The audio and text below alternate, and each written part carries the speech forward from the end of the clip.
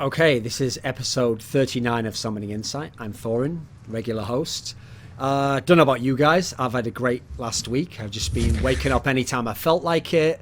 If I wanted to, I watched a game. If I didn't, I just cruised around the house. I had a nice time, It's that sort of, it's my hibernation period in the year, Monty. It's that time when I have the week off. I've got no requirements. Nobody's asking me to come to events. Like, it's very quiet around the house. Like, nobody's ringing on the phone. I'm just, like, birds are chirping outside. I'm just enjoying myself, watching a bit of esports on the computer there, wherever it may happen to take place in the world. I'm not prejudiced against where esports takes place, Monty.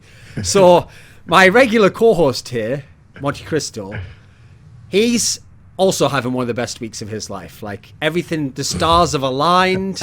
Like, all of his closely kept principles and beliefs have been shown to in fact be correct and vindicated. And his entire personality is pretty much impossible to question or criticize in any way. And anyone who thinks that his identity is based on the strength of Korean League of Legends isn't in any way readying up to take shots or watching and preying on your downfall at all. So how's your week been, Monty? Well, it's been a great week for my haters.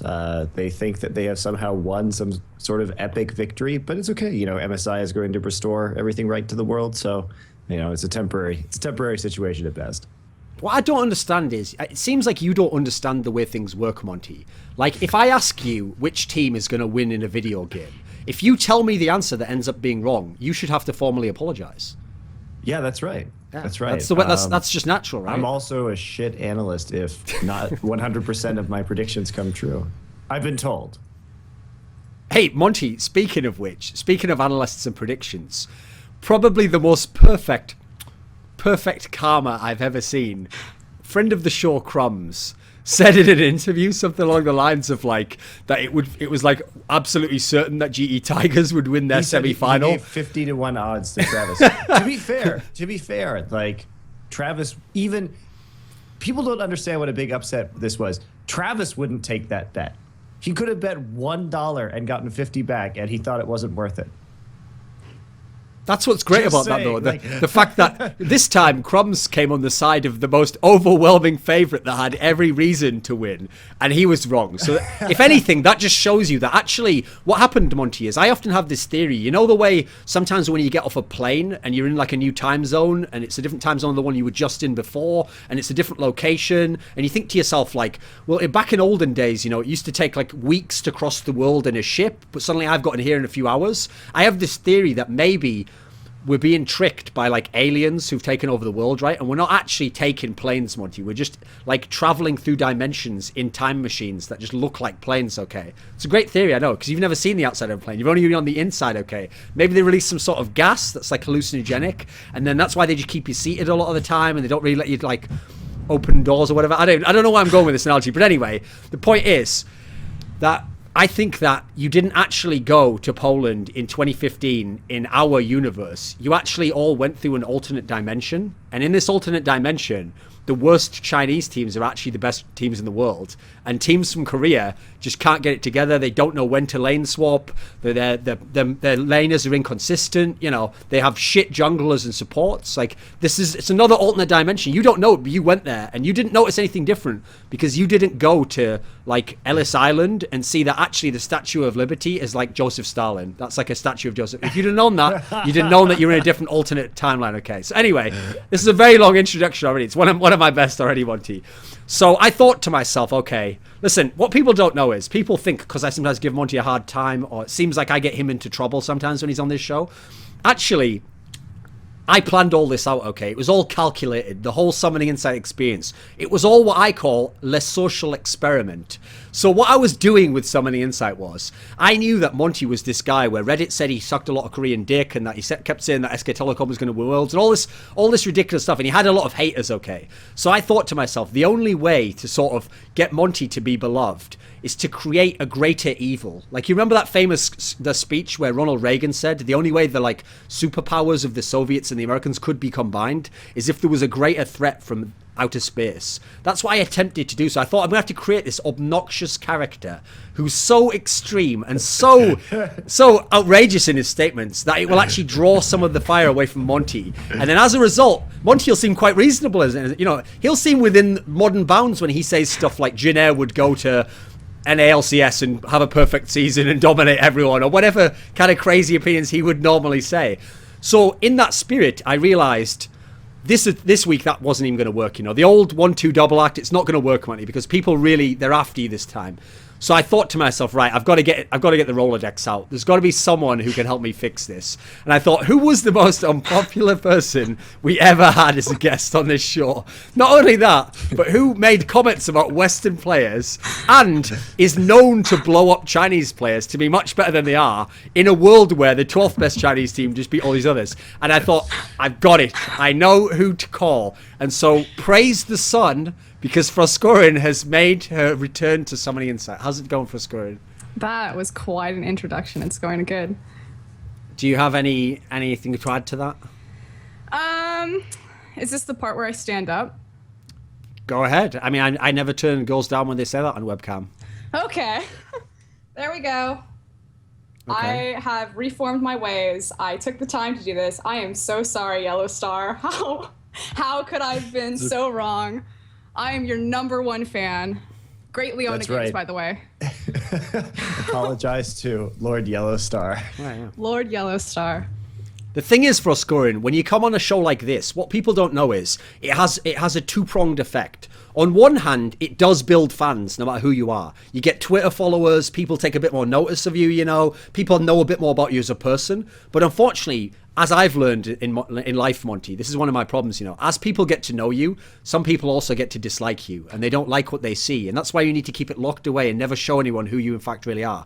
So as you start to show yourself like that, yeah, you build fans, but you also build anti-fans. And the anti-fans battle the fans, and the secret there, right, is the more times the anti-fans battle the fans, no matter who wins, you're getting more famous, okay? Because just the noise of that battle is reverberating out through the community, and people get to know who you are, whether they're a fan, an anti-fan, or a neutral spectator. And eventually, when that's happened enough, you become a famous personality to the point that your life actually takes on sort of a quality of like a character in a film. And one day, you might actually just wake up, find yourself in the cool, crisp air of Katowice, looking down at a tiger onesie that you have to throw into an empty suitcase, then go into a bathroom, splash water on your face and say, let's go cast TSM winning a world championship, and then out you go. That's what could happen to your life, Froskurinn. I'm just saying. Yeah, it could be worse. It could be worse. It can always get worse. Just remember that. Okay, so on that note, let's talk about IEM 9 World Championship in Katowice, Poland. Let's just start at the beginning. So, initially, everyone said coming to this event, overwhelming favourite is GE Tigers. And in the group stage, that all went to plan, right, Monty? I thought they were doing pretty well. Yep, they did great. They looked like the GE Tigers we knew. I mean, I was watching them scrim. There was kind of like a big scrim area for all the players, so scrims weren't exactly private or anything, so anybody could see. They were looking really strong in the scrims that I saw. Didn't see any major issues. Then when we saw them in the first 2 games, where they played Cloud9 and SK, they absolutely smashed Cloud9. And then during SK, I felt that in both games, they were very respectful of their opponents. I think they had some good bans. And then especially in the SK game, they had a very specific early game plan to deal with their fast pushing with Maokai and the blue buff and going straight into 2 Doran's rings and then holding off on the lane and swapping back with Corki. And it all seemed to be going great. So that was, very expected results. Pretty thorough wins, I would say. And yeah, that was it. Started off very well in the group stages for them. Froskurinn, I know you don't always watch that much LCK because you've got so much stuff to watch in, LCS and LPL. If you'd heard all this hype about GE Tigers, what did you think of the group stage aspect? I think GE pretty much lived up to everything people had been saying. The overarching narrative was that they prep for their opponents and they take everyone very seriously. They find tailor strategies, and I think that was exemplified perfectly by the SK game in particular. And you had that. Yeah, I was very impressed. Yeah, I was very impressed with the SK game. was really good. So they looked exactly how everyone had hyped them up to be. In the group stage, when people were talking about SK, since we just mentioned them there, I think a lot of people were trying to draw this conclusion that the reason why SK weren't that good was, well, look at their star player, Forgiven. This is the guy where we thought maybe he has a chance to become like a real world star. People said that the thing that people did that no one in Europe did was they just banned him out, so he had to pick Caitlyn as a third champion. He couldn't pick Lucian, he couldn't pick Graves. Is it as simple as that? Was that a contributing factor to the loss, Monty? I think that was a major contributing factor to the loss because basically what we saw was SK, when they tried to play Corki later up against the Yowie Flash Wolves, that they really weren't able to hit any kind of power spike with him. So I think SK looks pretty one-dimensional in terms of their play. And even though Forgiven's a great AD carry, the team just doesn't know how to play around AD carries that aren't fast-pushing AD carries. And so when they were taken away and Caitlyn was introduced, Forgiven basically just couldn't do anything in the mid-game and got rolled during GE's power spike. It was a pretty... I guess I don't understand why people think that that win was close, because it really wasn't. SK lost that game very convincingly. They had a power spike that was pretty well nullified by GE's strategy, and then they just got rolled during GE's power spikes. If you think about each team's win conditions, like SK didn't really fulfill theirs in any meaningful way, and they couldn't stop GE when they got strong. So yeah, for me, that was both the Cloud9 and the SK games were pretty convincing. Froskurinn, I know, coming from China, coming from the land of the AD carries, perhaps you might have felt like, listen, maybe Forgiven was being overhyped by Westerners, because obviously at one point in time, initially, he was completely on fire in EU LCS. What did you think of SK's performance in terms of like Forgiven as a player? Was he underwhelming? No, I think Forgiven actually looks really nice as an individual player. He's very aggressive. His mechanics are top notch. His champion pool is like wonky, but he plays it really well, like the Lucian Graves and even the Caitlyn when we did see it. To be honest, I haven't followed Forgiven's career super closely because obviously I have 24 games a week of LPL to watch. My thing is, and I've mentioned this before when kind of comparing Western ADCs to the Asian ADCs, Korea and China, it's just very different metas. Especially in China when you're thinking about what the AD carry's position is. So how I'm looking at an AD carry and how I'm ranking them, there's just a lot more factors as far as like diving the backline and putting pressure on the backline and the different players in play there. Like in China, you've got Going, Flame, Acorn, Koro, Flandre. You have all these really high-end top laners. Not that Europe doesn't have, Freddy and people like that, but it's just not the same. It's not the same game. And so the meta that he plays in, he does it really well, and I'm really excited to see SK against a Chinese team. I think that'll really be the testing point to Forgiven, just because China in particular is so good at diving that backline and testing these AD carries and pushing them to their limits. Since SK went out in the group stage, Monty, and they lost to Yowie Flash Wolves, so at the time, if we just think of the chronology of the group stage, it's a big shock that they would lose to them there. Like, people are at least expecting, TSM themselves were expecting that. Okay, SK is at least going to get out the group, then we'll play them in the semis. People are now going to go, and because of that one best of one, they're going to say, right, SK is obviously shit, and as a result, Europe's not that good, and you know what, SK's dominance in Europe wasn't particularly impressive, and they're going to take all these extreme implications. What takeaways do you have from SK from that tournament? Like, were they exposed in any area that's meaningful? Yeah, I think they were. They couldn't win games when Lucian and Graves were banned out. And I think N-Raid's champion pool is really questionable right now. He really doesn't seem to be able to do much on anything that's not Lulu. And he's played Lulu for the overwhelming majority of his EU LCS games. And even before coming, SK was getting kind of exposed. They weren't winning very much recently compared to what they were before. So I think this is a big issue that needs to be rectified. Also, just that game in general, like they're playing with nerfed Gnar, and Freddy's a great player, but and he did well in his first Gnar game, but that really wasn't, I think, very indicative of, like he did well in his first Gnar game against GE, but it's still a very tough champion to play right now with the timing. Svenskerin's Rengar was really lacking and did nothing in the late game.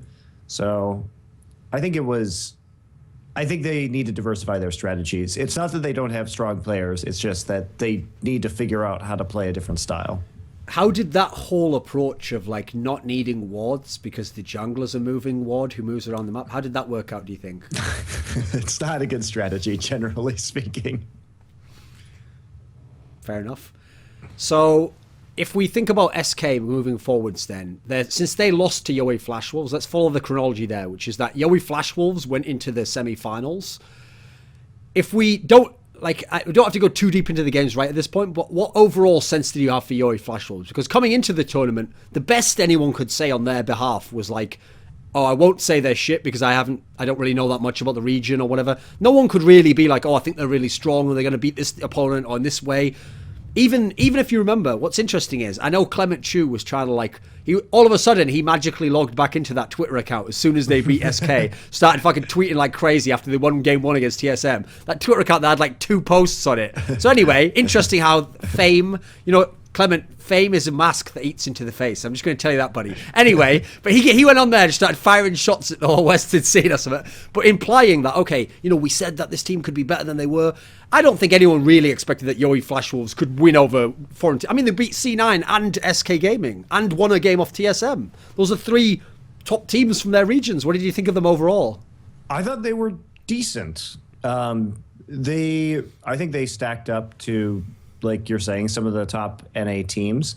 I think they'd probably be, if they were playing in the NA or EU LCS, I think they'd probably be somewhere in like the 3 to 4 range would be my guess. But I think they showed some decent level of play. Obviously, there were a lot of mistakes coming in from Stake in the top lane in particular. And NL, their AD carry, had some positioning issues that Sword Art really had to bail them out of. I think that Sword Art, like Sword Art and Maple, showed that they're like the strongest players on that team. And so they have their ups and downs, I will say. But they were all right overall. But the best of 1 system is so volatile as well. Like, we can talk about the format of this tournament, but it's really makes it difficult to figure out these teams because of how limited our sample size is. Well, luckily, every single time we talk about a playoff series and there is overall result of a team, we can tie that into the format as we explain it. Okay, so we'll do that as we go on. Froskurinn, what did you think of Yowie Flash Wolves overall? Here's what I'm not understanding here, okay? Yowie Flash Wolves beat C9. They beat SK. They won a game off TSM, who won the whole tournament, and that's only the game they lost. Shouldn't everyone on this show be like, wow, Yowie Flash Wolves is amazing. Like, they're the new revelation. They're going to be the new TPA. Like, they're really good. They could, like, listen, if TSM's now the best team in the world, according to some people, then why isn't Yowie Flash Wolves like top 5 in the world? They won a game off them. They beat all these Western teams. What do you think, Froskurinn? And not to take anything away from the Yowie Flash Wolves, what I particularly liked about them, and again, coming from my background, which is China, it was their team fighting, which I found fairly impressive, and their coordination and how they went about their cooldowns and zoning and things like that. But take the Cloud9 game, that wasn't the Yowie Flash Wolves game to win. That was definitely Cloud9 making poor choices. And so, like, a team not performing versus a team performing really well, you had a little bit of a mixture there, but I'm definitely going to give the edge to Cloud9 just not performing. So I think that kind of is the damper there on the big Yowie Flash Wolves excitement. And for me, looking at Cloud9 as well, even though they did go 0-2, if they weren't playing like they have been in the recent LCS games in the NA LCS, they were playing much, much worse. I mean, game 1 against the GE Tigers, they were having all this really bizarre, uncharacteristic aggression that we hadn't seen before. And Yowie Flash Wolves, it's very rare that Cloud9 doesn't know how to close out a game with that level of lead. That's what they've always been very good at. So, I talked to Hai a little bit after the game, and he wanted to know. He was like, "Well, what should we have done?" I was like, "Well, I think you should have just built damage on Rek'Sai and split pushed," because we talked about this on the desk too. Like Crumbs and I saying, "Well, maybe it's if you have 7 kills on Rek'Sai, maybe it's time to get Hydra or something like that and just split push it and try and snowball your advantage that way." But yeah, that was definitely a pretty impressive underperformance, I will say, because that was unexpected that they would lose that in the manner they did. It was very the un-Cloud9 macro strategy too. Yeah, it was very un-Cloud9 like. It was odd, very odd. So here's the first instance, Monty, where it's necessary to talk about format. Because now when I put the final note on C9 and SK, I have to say it like this. Okay, so people are going to say, right, regardless of format, they lost, they went out in last place, you know, that sort of stuff. Well, technically, I realize people are going to think this is like dual thinking when I later talk about GE Tigers, but technically, those two teams lost to the best team in the world and then an upset, one upset each. So C9 lost to GE Tigers, as expected. SK lost to GE Tigers, as expected. Then each of them lost one game to Yowie Flash Wolves, and as a result, everyone's like, they're shit. Obviously, they weren't that good anyway. Like, it's over for them. Like, rest in peace. Like, get new rosters. You know, like, they only lost one game, basically. We can't even really talk about the GE Tigers one as like they should have won that. Isn't that the problem in the format? Yes, that is a major issue in the format. Look, the format, it wasn't god-awful in and of the fact that it was at least double elimination, but as we've seen, and as we've had a lot of years and years of tournaments in League of Legends right now, and we know that best of one definitively is not great. I would have preferred a double round robin or something like that, but we're gonna get that at MSI at least. The format for MSI is very good. So, are you ready for my first inconvenient fact, Monty? So C9 played Yowie Flash Wolves and they lost. SK played Yowie Flash Wolves. They lost a best of one. If TSM had played Yowie Flash Wolves in a best of one, they'd have lost. They lost the first game. That's a fact. I don't know how anyone could argue with that, because here's the difference. It is unfair to say that someone... Okay, you know the famous example is when you're talking about best of 3 versus best of 5, people will always say, okay, well, SK Telecom would have lost to Najin Sword in the semi-final of Season 3 Worlds. That's not entirely fair, because the difference is, in a best of 5, that's where you get to the point where you have room to try something wacky in Game 1 or something strange in Game 2 if you're ahead. You know, these sorts of things. The difference is, if TSM had played Yowie Flash Wolves in that first only best of one, it's very likely, 99% sure, they'd have done the same pick ban phase, the same everything, so therefore they would have lost, and it would be Yowie Flash Wolves in the final if it was a best of one. That's as far as I can tell, you can almost not deny the logic. Right. So I'm not saying that to say Yowie Flash Wolves is better than TSM, obviously. I'm just saying we can't then go super hard on those other teams as though like they committed the unforgivable sin of losing to this team, you know. Because actually the team that won the event lost to them. Yep. Yeah, I mean, there's no other way to say it. This is just mounting evidence that the best of one format just isn't ideal for this game. It's not. We need more games in a group stage to determine who should go through to the playoffs. Froskurinn, there's been some tournaments in China that actually have ridiculous, like, best of one single elim brackets before. I've seen them before. Does it have any kind of drastic effect in general? Do the better teams still tend to get through? Even when we have best of 5s and best of 3s, the better teams don't always make it through in off-season Chinese tournaments. The Demacia Cup is going on right now, and it's I think it's best of 3. Oh boy. Oh boy. No, can we talk about? It's actually Demacia Cup is best of 5. Okay, have we moved into the? I haven't been keeping up with it. Yeah, round of 16. The semis. It's best of 5. Okay. Yeah. It was best of 3 in the round of 32, which, by the way, it's a ridiculous number of teams. Yeah. Which, by the way, we had a very interesting result, which is OMG losing to QG in a best of 5. Yep. Oh, if only those power rankings hadn't just come out. Yeah. Gosh darn it, yeah. Somehow.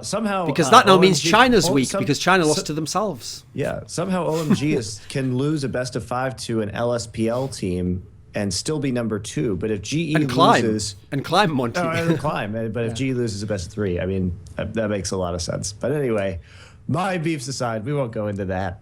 Okay, let's go into the other group then. Oh, no, actually...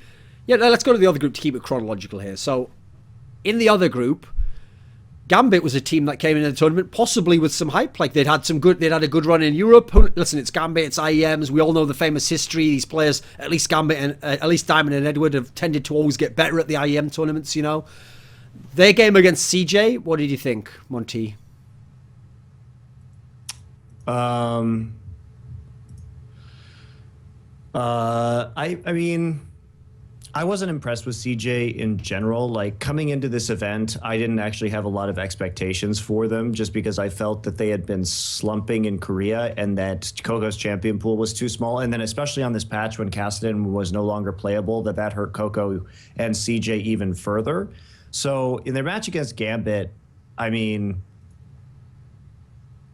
Gambit, like, I think that CJ did a really good job of just weathering the storm. Gambit obviously was intimidated by them and tried like some hard CC cheese and all this other stuff.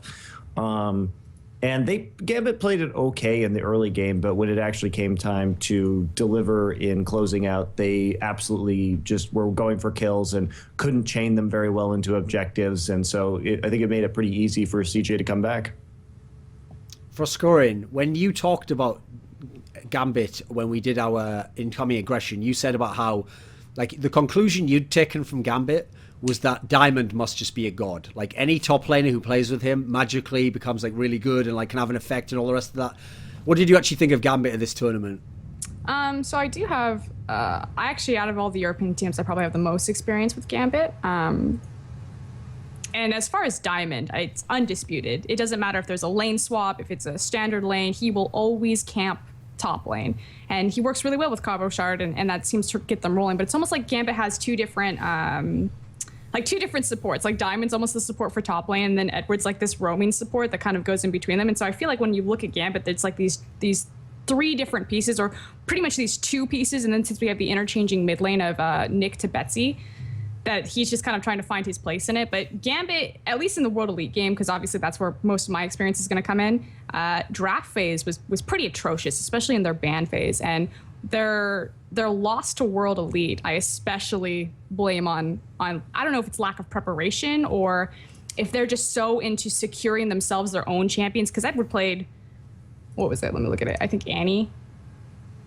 And I think it might have been. Oh, no, yeah. No, he banned it. They banned it. He played Morgana, but they did ban Ezreal, which makes literally no sense. No sense, like none. I mean, there were some really weird bans, like the ban, Zed ban by the SK. Zed ban by SK versus the GE Tigers was totally off the wall, and so was the Ezreal ban against Team WE. And I don't know kind of what these teams were thinking in terms of their prep, but they should know that Ninja's no longer on that team. Was there just like weird things in scrims? Like when you were back there, were teams like experimenting at all, and this is what happened, or? I mean, I did see.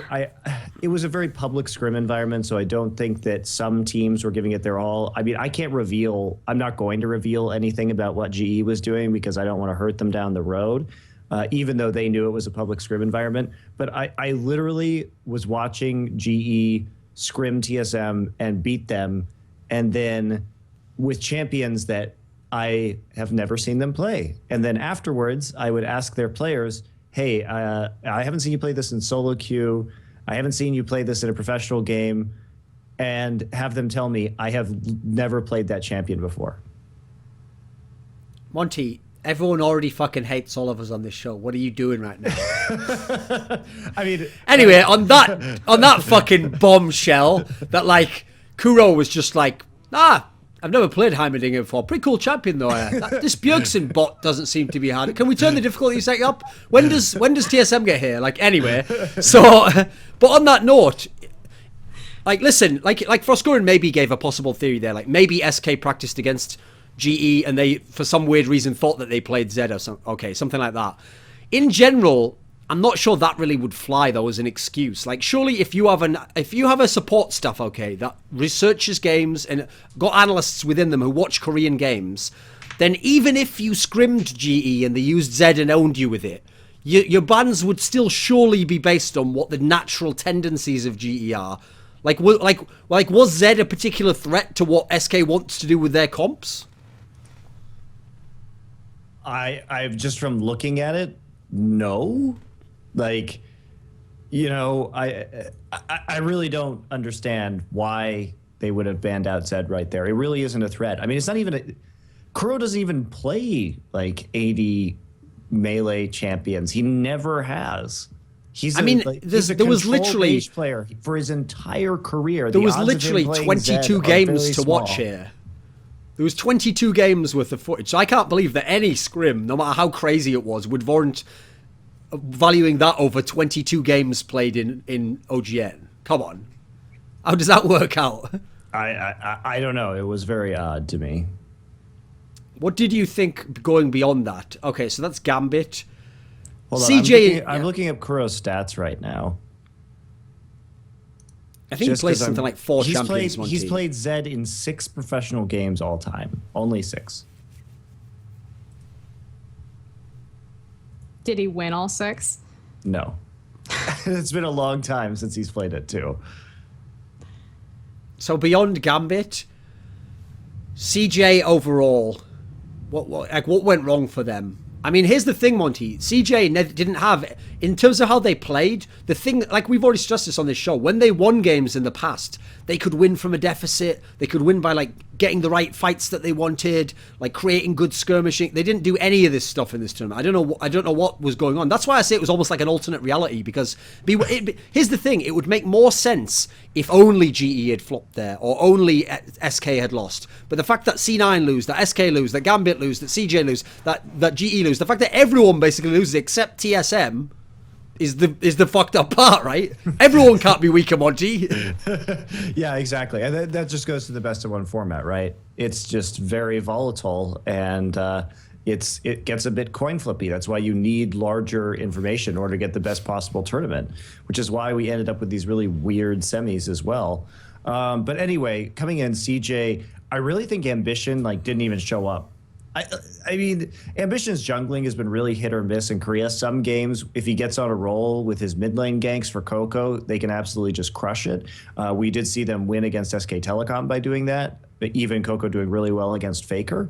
But generally speaking, Ambition just was not a presence in these games. He wasn't really ganking. He wasn't really making plays on the map. And then they kept getting caught out. It looked to me like their communication was really off, because Mad Life would go in a couple seconds before Shy would get there, and it was just kind of disjointed, but their teamwork was really not very good. I'm not surprised they lost, actually, just from watching their play, especially in their second and third games. They were not very good. It seemed like the InVen community felt like Mad Life fed like a motherfucker, to put it in my vernacular. Yeah. I think that's accurate. But the other thing, too, is it's a little weird that they played... I was surprised that they played that Xerath instead of the Ezreal.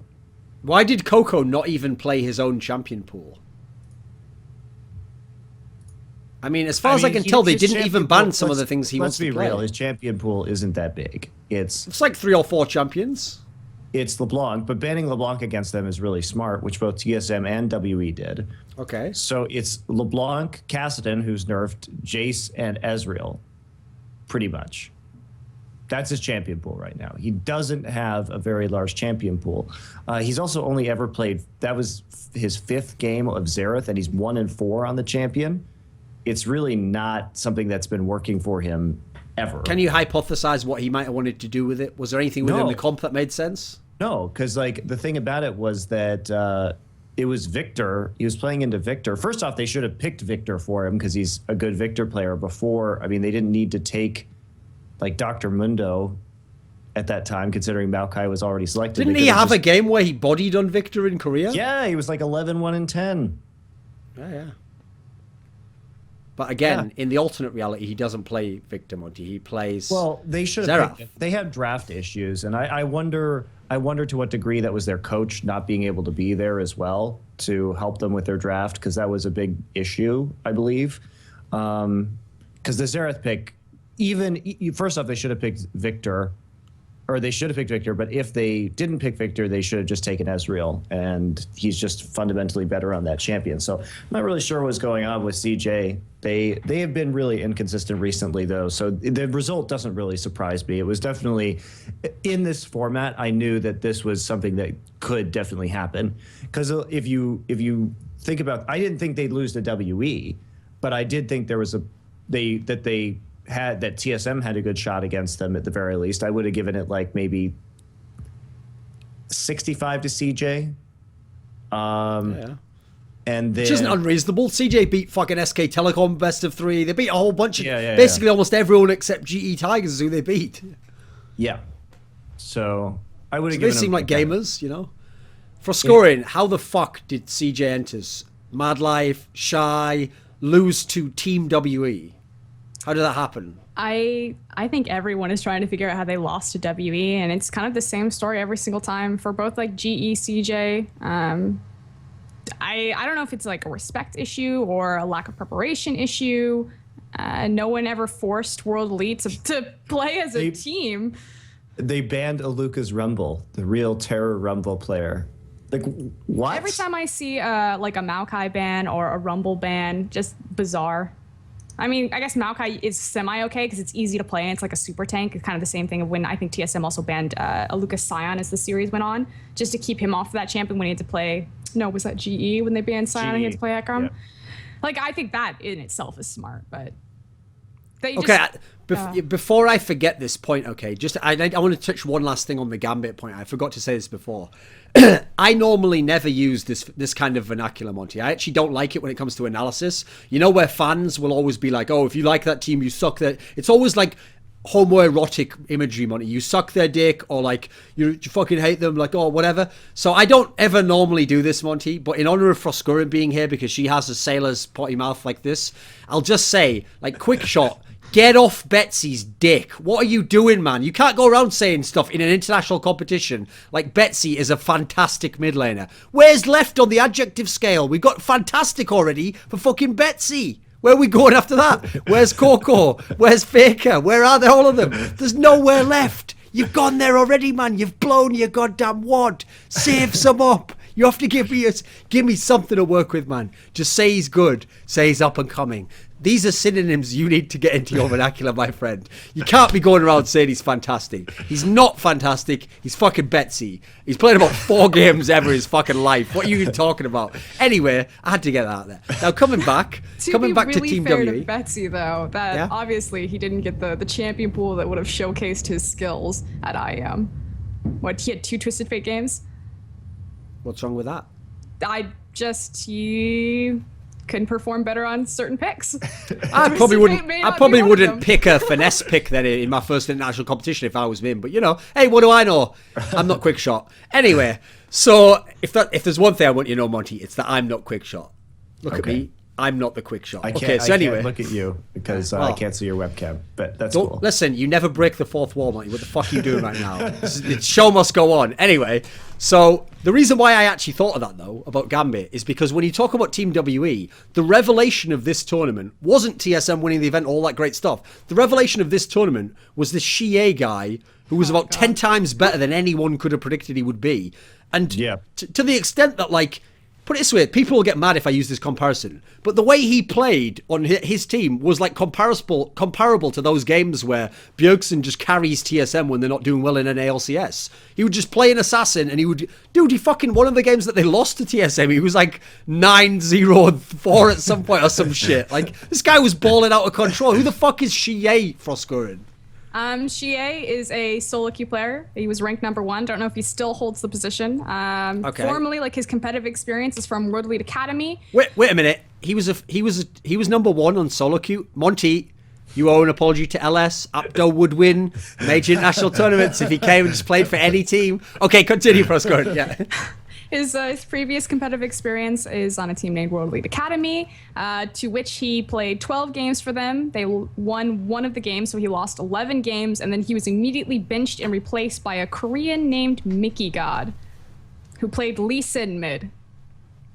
You know there's a famous joke, Monty, that when you think about a band's name, you can tell if the band's going to make it by if you could do this with the name. Imagine walking out on stage, packed Wembley Arena, 60,000 fans roaring, and you say, ladies and gentlemen, welcome to the stage, and it's like Clockwork Elephant. Like, that wouldn't work as a band name, okay? It sounds too ridiculous. Like, it has to be like the Rolling Stones, and then it rolls off the tongue. If I say to you, like, in a year from now, the best mid laner from China will be Mickey God. Somehow you just know. You don't even need to see him play, do you? You know it cannot be a reality. His name is Mickey God. Nobody who calls himself Mickey God will ever... There's like, Faker is a cool name. That's already cool. Yeah, nobody called Mickey God will ever... Mom? Well, as you already know, Monty, I don't consider him a very good player. Anyway, so continue on. And also, Monty, it turns out he's only good because Korea is a shitter region that all the best players left, and to dominate that region is pretty much like when AHQ once went like 27-1 in GPL a few years ago. Nice little reference there to all my homies from Southeast Asia.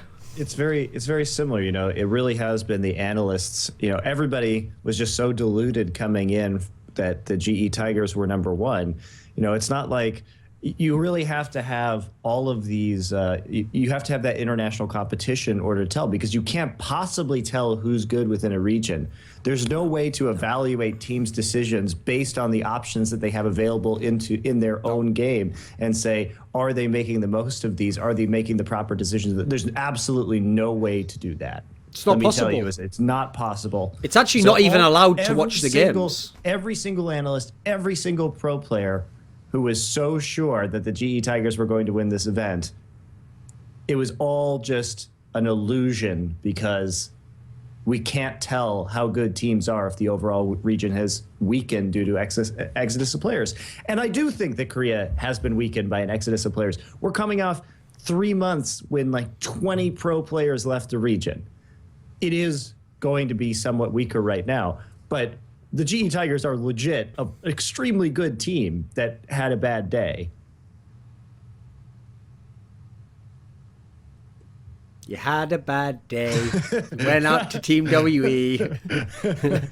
No, you can't wear your onesie. Anyway, so where even were we? Team WE. Okay, so you talk about Shi Ye still, Froskurinn. Oh yeah, I want to talk about him too. Okay, is this guy just a one-off, Froskurinn? Like, was there even that performance just a one-off for him? Like, was this a fluke? Is he actually some untapped talent where, regardless of what Team WE does, should he go on to become like a really top-level LPL player now? There's not enough sample size for it. I can tell you that when he was formerly in competitive play, he would win lane. Like World Elite Academy, they would win their lane pretty much consistently every single time. And obviously when he was on the roster, he was a part of that. But the issue was that they could never translate it into team play. And that still seems to be his problem, at least in his function with World Elite. We saw some really poor choices as soon as it came to... That's the nicest way to say that.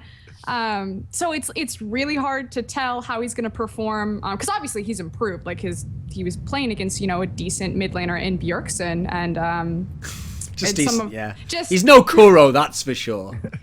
Obviously there were decent mid laners that he performed well against. I don't know if that was just his super performance of the day. Well, I mean, there was the decent mid laner Bjergsen, there was the fantastic mid laner Betsy. All in all, he got his chances, you know. Continue. So it's just, I have no idea if he's going to come back to China, which we'll find out really soon, because when he comes back, they face OMG. So we'll see if he's able to stand, you know, next to Cool, which the last time that those two faced off, he got dumpstered.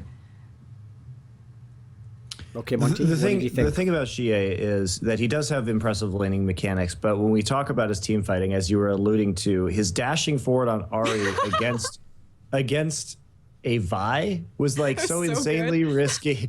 I was actually surprised, and I mean that was the reason why TSM turned it around. The first team fight when he dashed in, and then like Santorin ulted Spirit. I was like, what are you doing? Like, why don't you just ult the Ahri who's standing right next to you and just kill her?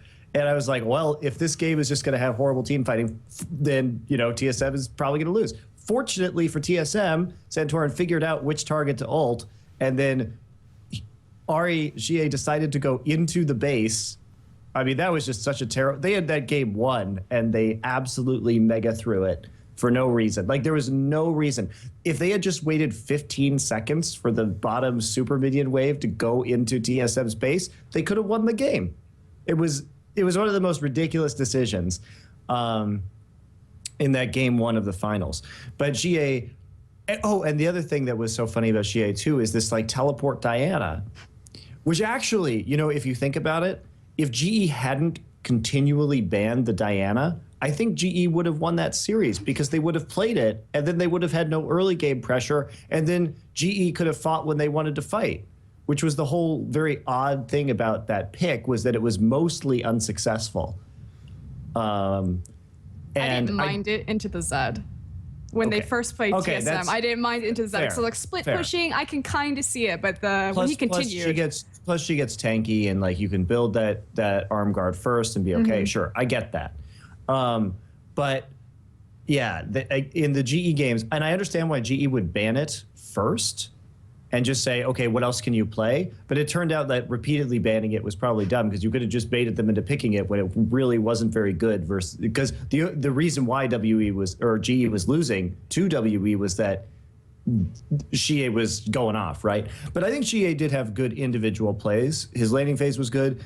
Now, can he turn that into better team fighting? It seems like he really disrespects his opponents, which can catch people off guard, right? But you only have one chance usually. Like the thing, I don't think Santorin expected him to like dash in there, which is why he ulted Spirit. And the second time he did it, Santorin just nailed GA to the wall. So, yes. There's limited functionality. I think you have to play safer on these champions. But his champion pool is also very good for this tournament. Yeah, he's perfect in meta right now. So when we went into this semi-final then, GE versus WE. GE wins the first game. It looks like just business as usual, like no problems. Was there any warning sign in the first game that we could have taken from it, Monty, to now look back retrospectively and be like, okay, I can see the makings of a problem here maybe? Maybe GA outplaying Kuro a little bit in lane, but that was it, because otherwise it was pretty standard. We've seen Kuro die in lane. We've seen him very focused very heavily, but he's a very reserved mid laner, generally speaking. He always keeps up with farm, and it doesn't ever seem to be a disaster. GE did a really good job of grouping, hitting that power spike, and winning the game. So I didn't see anything that was very concerning out of that first game in particular. So then what happened between game 1 and game 2? How did game 2 go so disastrously wrong? Look at that draft phase. I have no idea. Okay, so here's my theory.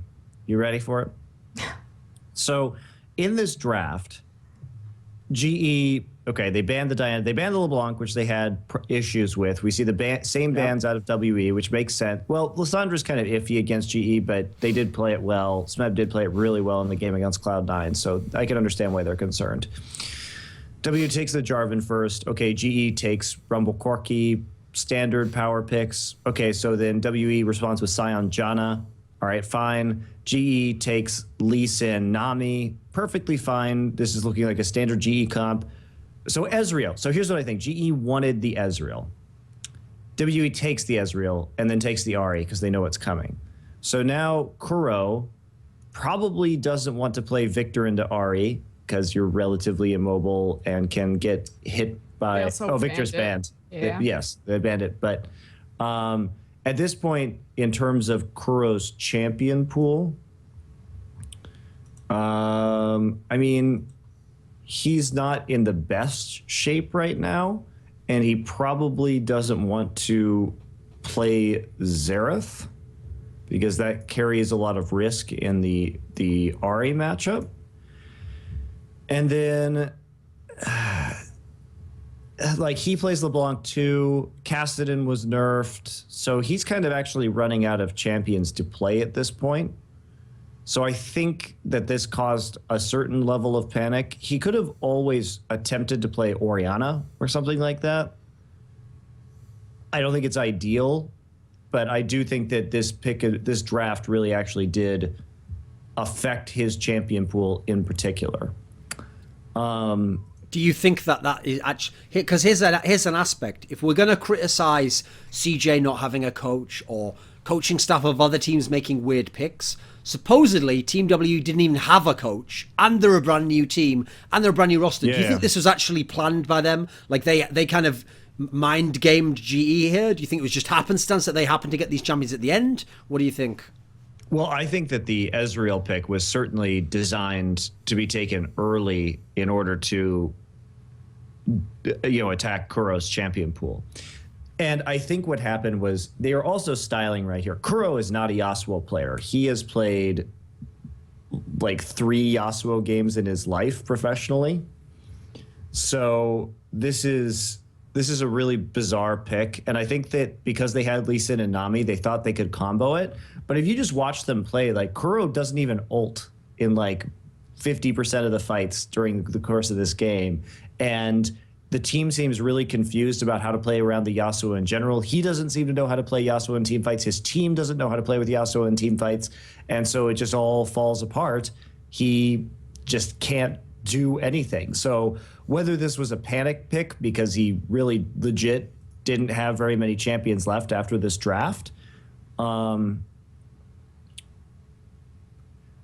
or something like some other factor, I don't really know. But I personally think that they got really cocky and were trying to use this. That's my opinion, because I think Kuro can always go back as a player. He can always go back to control mages. He can always go back to Ori or Syndra or champions that we know he's played a lot in the past.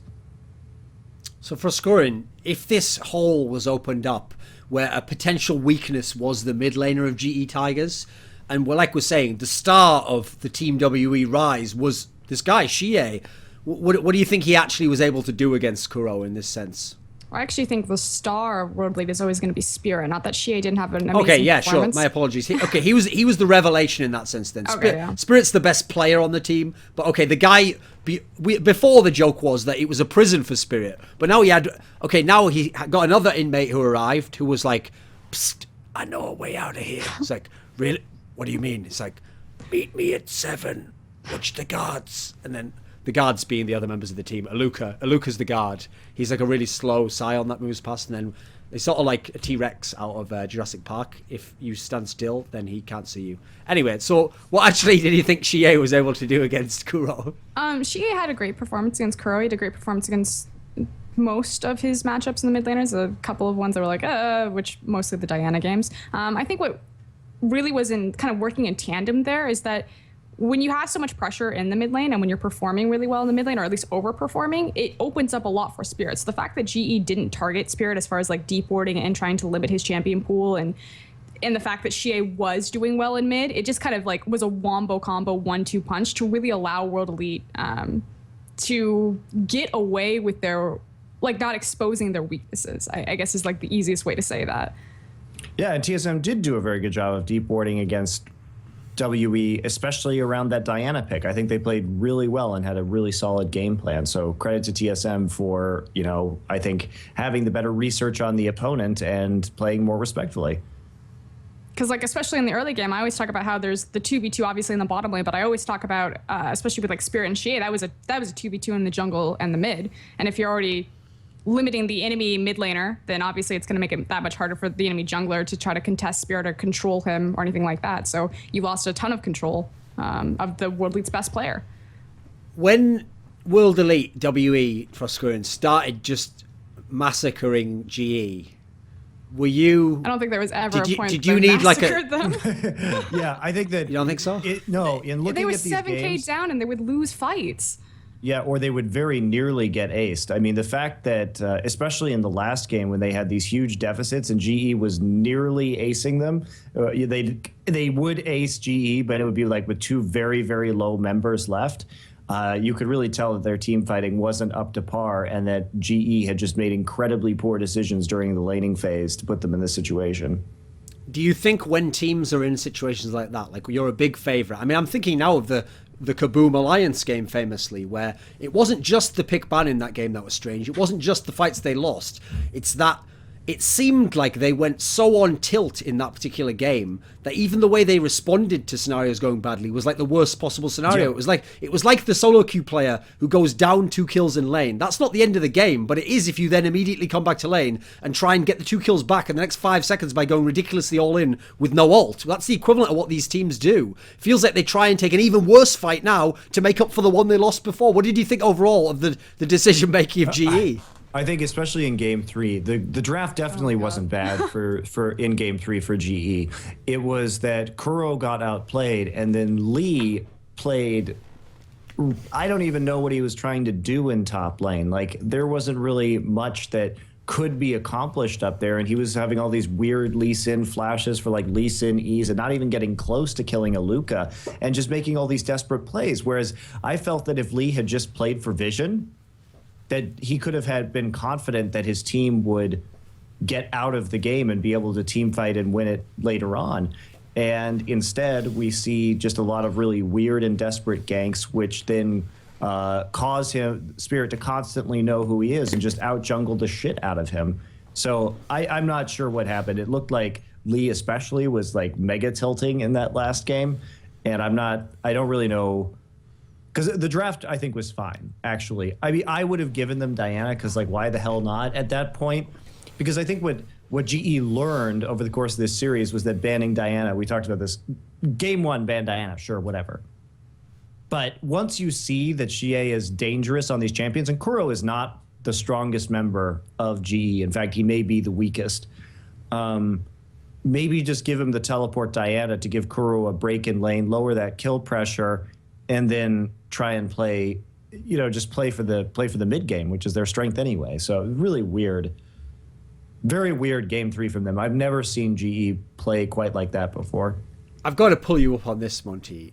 I think it was the last episode where when we were talking about junglers, you were talking about how like the best jungler in the world might be Chaser, and you were listing names from OGN like this, okay. Does seeing how badly Lee's performance was overall compared to Spirit, who plays on a shit team, does it make you wonder if the jungle talent is... Like, to me, that's the number one position that got crushed by all the Exodus, I do legit think Chaser is very good. But I had questions about Lee, especially after we see what happens to his champion pool and he is forced to play something like Rengar, which he is just really bad on. I obviously think Spirit is very good, and we were talking about that coming into this event as well, and how hard he can carry the team. And I said then, before this event, I think Spirit is better now than he was on Samsung Blue, because now he's making... On Blue, if you watched him play, he was mechanically good, but he was mostly reactive, and now he's like playing a way more active style to shut down the enemy and actually carry himself. So I think that's a really huge difference in his play, but it was very impressive. So Froskurinn, what did you think of Spirit's impact on this run to get to the final? I think Spirit is the heart and soul of World Elite when they do win. I think he is the best jungler by far in China, and that's saying a lot because we have Kakao and Dandy and, Clear Love, everyone's favorite jungler in that region. And it's really unfortunate that World Elite has the record that they do. As far as his performance in IM, I think I know Monty didn't criticize GE's draft too heavily on the third game, but I think a big mistake was giving Spirit Rek'Sai. I think the champion. Yes, that's very true. Way too powerful for Spirit. But then also just in tandem, in conjunction with the fact that they kept trying to get, like you said, those desperate kills, kind of playing into World Elite style, as opposed to when I think of Korean teams, and obviously I don't know if this fits GE, I think of, vision, gathering information, maximizing the efficiency off of the information that you get, and the fact that they didn't play that was pretty curious and odd. Monty, I asked Froskurinn what she thinks of Spirit. She told me he's the soul of the team. Kill yourself. Like, what are you doing right there? Is that unintentional? Okay, Freak Junior, fuck off. Anyway, Monty, what did you think of the draft phase of GE in the game 3? I don't think you need to ban Sion. I don't think you need to ban Jarvan.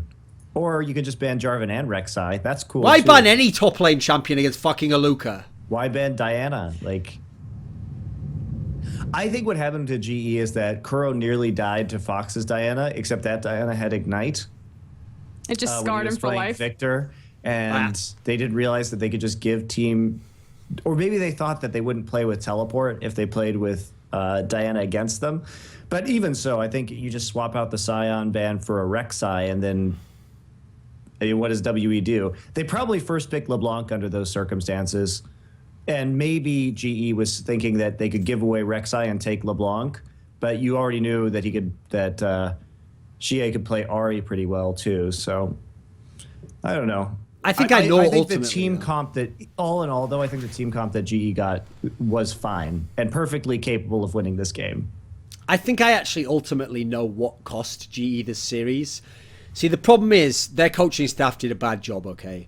TSM's coaching staff did a bang-up job of banning against Team WE, knowing what to play against them. So what I've come to the conclusion on, Monty, is that the problem that Korea is facing right now is that they don't have the infrastructure. They need coaches, they need proper analysts, they need experience in this. They don't have, listen, gaming isn't culturally accepted there. They don't have events in the Staples Center there, They don't have games developers who make games that go and become worldwide phenomenons. They're playing a game from America. That's the home of this game, where it's culturally accepted. There's documentaries about it on American television. Bryant Gumbel. I've never seen Bryant Gumbel talking on Korean television. So I think that's the problem, is that once Korea catches up, then, in fact, maybe they should import some NA players. What if they were to import some oh, there aren't any. Never mind. Anyway, so if we go beyond that, in that semi-final, if we go back and roll the tape back, if you just go and you tell GE Tigers, like, forget playing normally, just do lane swaps all day long,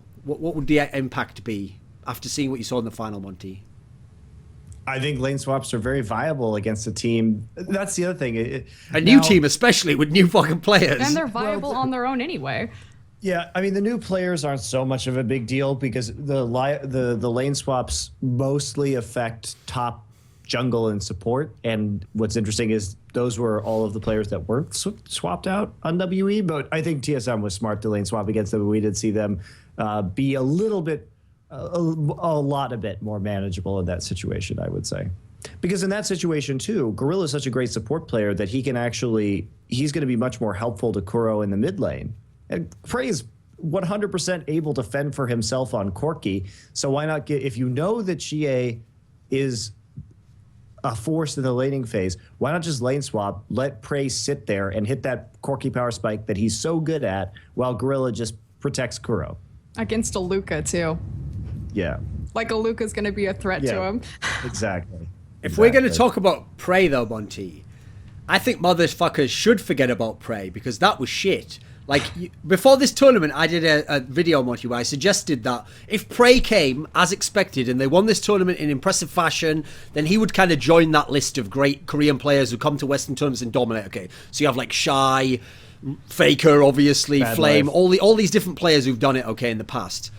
In this particular sense, why was Prey not like the Prey we see in Korea? Like, he wasn't doing any of that crazy shit in team fights. I don't know. His positioning was really bad. He kept getting caught out by Spirit. It's not normal to see him like that either. So I think he did perform really well in the first two games. It was just that one day. I mean, I think GE did a good job of playing against Cloud9 and SK and then just totally fell apart versus WE. So I don't know what happened on that day, but something went terribly wrong and it affected the entire team. Correct me if I'm wrong. In some of the games in the GE versus WE series, Kog'Maw was not banned, and I think Lulu was available as well, and they never went with it ever. True? Which game? Any of the semi-final. They never played Kog'Maw. No, They Lulu banned was banned Lulu every game. single time. Okay. Yeah, WE would. So they were only going to play it if Lulu was available. Yeah. They will only play that if Lulu's up, for sure, 100%. Okay. Really hard to play that composition without Lulu being available. She's the spirit of Juggernaut. In the final, going into the final, after that amazing semi-final, people will think now, since TSM just won 3-0, like, oh, they were always going to win. It was obvious. But I think what people are forgetting in how the events played out is that because TSM lost that game to Yowie Flash Wolves, it actually made it, there's some question mark. Maybe WE can do this in the final. If they just played out as the semi-finals teams had played out in the final without any strategical differences changed, how many could World Elite really have won games off TSM, Monty? Well, Could they have won the series? I really don't think so. I think TSM played very well over the course of this tournament. I think they actually played better than we've seen them in the LCS, and Lustboy was absolutely amazing. Bjergsen really had a solid tournament, and TSM played very consistently, pretty much across the board. But I do think that Bjergsen and Lustboy like super hard carried this tournament for them. Lustboy really got them out of a hole in game one in the finals with some good, very good Annie play. But I mean, WE should have by all rights won that first game. It was their massive mistake that cost them the game, not really anything that TSM was doing. As for could they have won a best of five, I really doubt it. I really doubt it. Like, Froskurinn, if you go back now, could you think of anything that they could have done differently, or just something simple as in, if they just didn't happen to, if they did a slightly different ban that TSM might have done, that might have opened something up for WE? Was there anything there for them in that series? I actually don't think so. I think there was two big factors, not just in the games themselves, but first and foremost, in the first game, TSM had already proven, and I've said this before, that they had like the perfect roadmap of already how to beat World Elite. Even though it was just a best of one, it was just so, everything went perfect for them. They deep-boarded Spirit, they targeted his jungle pool. And then the other issue is that TSM got so much preparation time. You know, seeing World Elite go through that best of three against GE, they had that much more to work with as a sample size of stepping back and looking at them and saying, okay, so that's how that works. Right. And I think that that's the key to this situation, because before that, we didn't really know what GA could play, and all he was doing was this dumb, like, teleport Diana shit. Yeah. So GE had to figure that out. And fortunately for TSM, that had already been discovered by the time that they got into that place.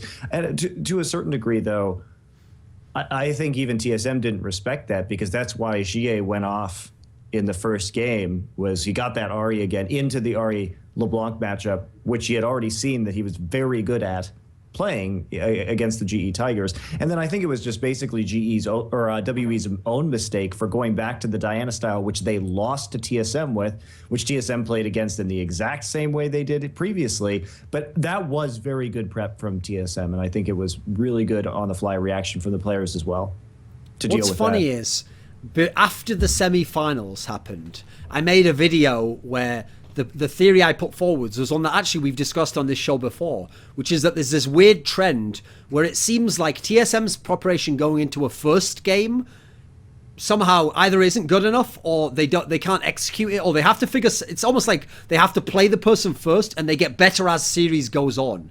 And I made this point before when they lost to Yowie Flash Wolves, and then I used a lot of historical examples. And what's funny is a lot of people suggested, like, oh, well, that's every team, every team will get better as they've played someone and as they've prepped more, and that all that'll help. But this even happened in the final. The game they almost lost was game 1, and then after that, they didn't look like they were going to lose those other games at all. Actually, they always were able to get things back in control. Nothing ever got as wildly out of control as it did there. They were ahead. They could push when they were ahead. What do you think this quality is? Do you have any theory about it, Monty? Because what's weird is you'd think most of the prep would be before the first game, whereas it seems like it's between the games somehow that they gain something.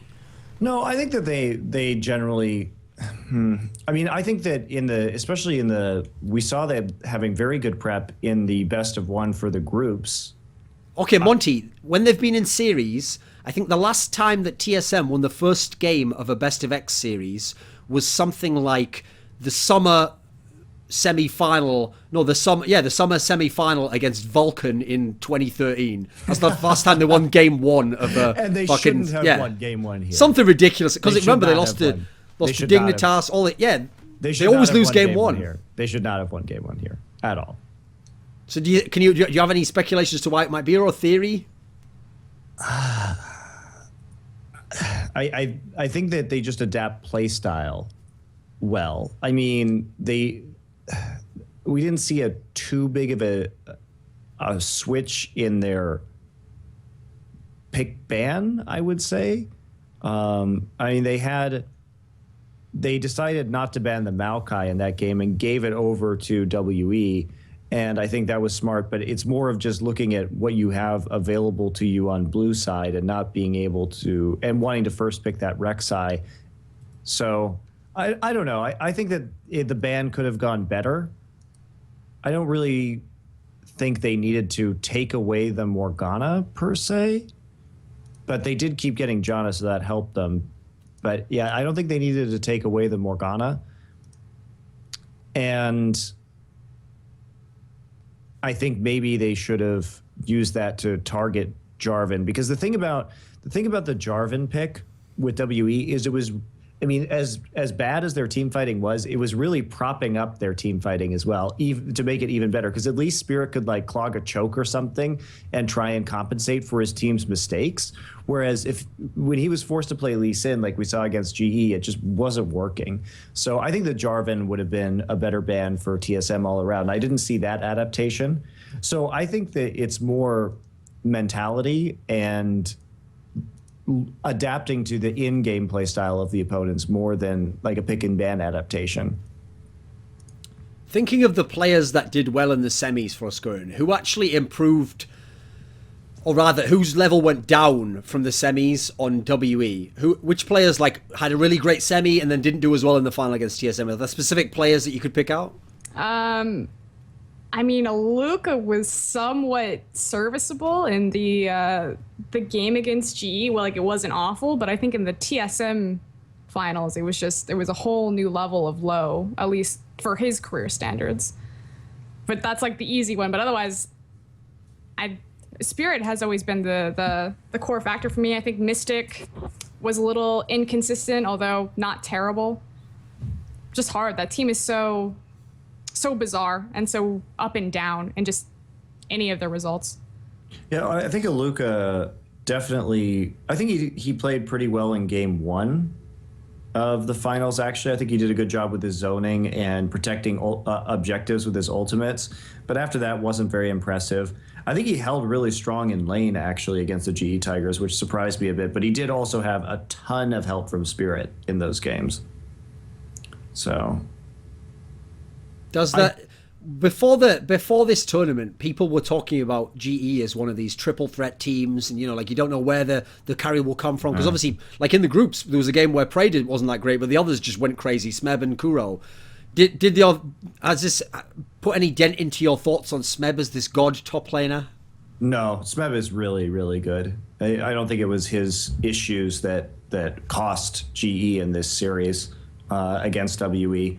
I think that his Rumble play was fine and good even when they were losing. Especially his Rumble play in game 2 was actually really good, but unfortunately Kuro did absolutely nothing and they couldn't set up the Yasuo whatsoever. But his equalizers were the reason why they were still even competitive in that one, really. And then, I mean, he was just playing Maokai in game 3. It's very difficult to win a game solely off of that. And he had Spirit all up in his junk for most of those games, too. So listen, Froskurinn, I'm stood out in what's called the Thorin patented minefield, okay? And now it's my turn to invite you to come and join me. Okay? This sounds really dangerous. If you come out, you have to be very careful how you step out, okay? Because here's the question for you. So if this team from the bottom of LPL with these new players, some of whom may not even go on to be great players, was able to beat GE Tigers in a best of 3, almost beat TSM in the first game at least, beat CJ in a game, if they could do all of this, then if we were to send over OMG, going, Loveling, Cool, Uzi I, they'd just murder TSM and they'd just wreck this tournament and finish first place, right? I don't think that anyone... I feel like I just got thrown a granola bar. I don't think anyone can... It's so hard to make those statements because obviously there's no background that you're pulling for it. And obviously World Elite performed... It was them performing above and beyond, and then it like a series of unfortunate events. It was them overperforming, and then everyone else just like... I don't know if they like lost their minds, didn't get enough sleep, or just like under preparing that allowed all of this to happen. So to just swap teams, to put EDG, to put OMG in there is just there's no way that you can even make a case for that. And I think it's hard.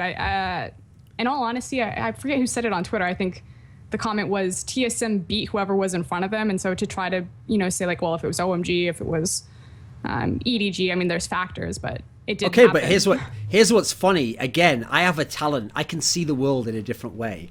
Everyone from the West looked at TSM winning this, and they thought, wow, TSM must be really good. There was top Koreans in this tournament. But I thought to myself, well, if this is the 12th best LPL team, and they almost won game 1 against TSM, and they beat that team, well then, hey, if you guys like to play that math game, then that makes EDG gods of the whole fucking universe. So...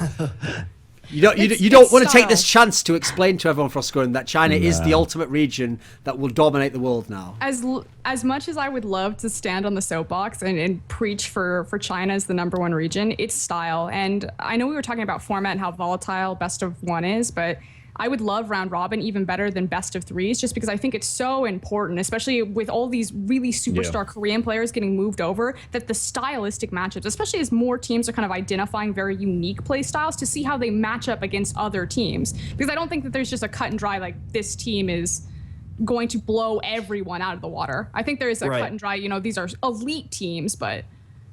And it's also very interesting, too, because we talk about the exodus of Korean players and Korean teams still trying to... I think by the time Worlds comes around, when we look at some of the up-and-coming Korean players like Peanut and Tank and the new Najin, these are going to be very good players.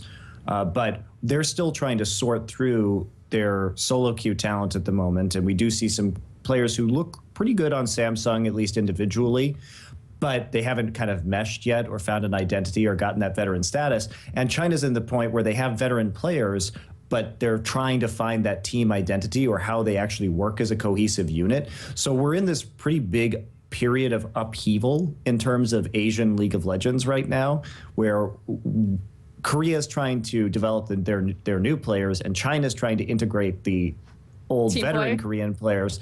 But it's going to be figured out by the time that we get to Worlds. I'm 95% sure that will give us a better picture. And so I think MSI will be interesting because it's only, 6 weeks after, or something like 6 weeks after this tournament. And that'll be much more indicative because obviously EDG, who are more than likely going to be the favorites to win this season just based on their record and the fact that they rarely drop games at all, are going to be the favorites. And having them come to MSI with either SK Telecom or GE, who knows who's going to win the playoffs, but probably one of those two. I think it will be a very different beast by that point in time. Here's a really honestly, I don't know who will. I'm pretty sure, 80% sure at this point, that we're just going to have another Korea versus China finals. But in terms of who will win, EDG or GE or SKT or OMG, I really have no idea. I think you're right about saying that now we just have elite teams, but these elite teams they pretty much just exist in Asia. It's just a timer now of who's going to figure it out first. Is the veteran, are these players going to step up, or is China going to figure out their teamwork? Yeah. This might sound strange, but considering TSM won the event, considering they got all this stuff up where they only lost one map in the whole, well, you don't call them maps in League of Legends, you call them one game in the whole run where they went 9-1 or whatever. This might sound strange, but actually the tournament played out the worst possible way for TSM to get much credit for their win. Because follow this logic, okay? Here's what needed to happen for them to get as little credit as possible. They needed Cloud9 to lose to Yowie Flash Wolves. Because if that doesn't happen, then Cloud9 plays SK, and then either SK or Cloud9 plays them in the semis, and they at least get to win a best of three, potentially over one of those two teams, which is worth more cachet than beating Flowy Flash Wolves. Especially SK, who has, because if you look at obviously we knew that Flash Wolves were coming in with a very strong record, but that happens every season in the GPL or now the LMS, that we have one nearly unbeaten Taiwanese team showing up at an international tournament, so they don't get a lot of credit, right?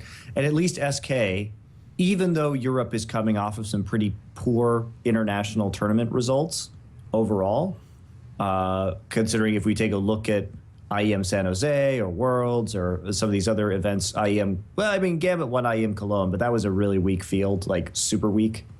We talked about that being the worst international tournament in 2 years, just in terms of caliber of teams attending. Yeah. So yes, I agree. SK would have definitely been, I think, a more interesting, a more, I suppose, prestigious win. Well, keep following the upsets. So there's the first two upsets that have to happen. Now, Gambit has to lose to Team WE, because even if it's Gambit versus CJ, either of those teams make it, and you have a GE versus one of those two teams. So if one of those two teams beats them, then it's much more cachet for the final.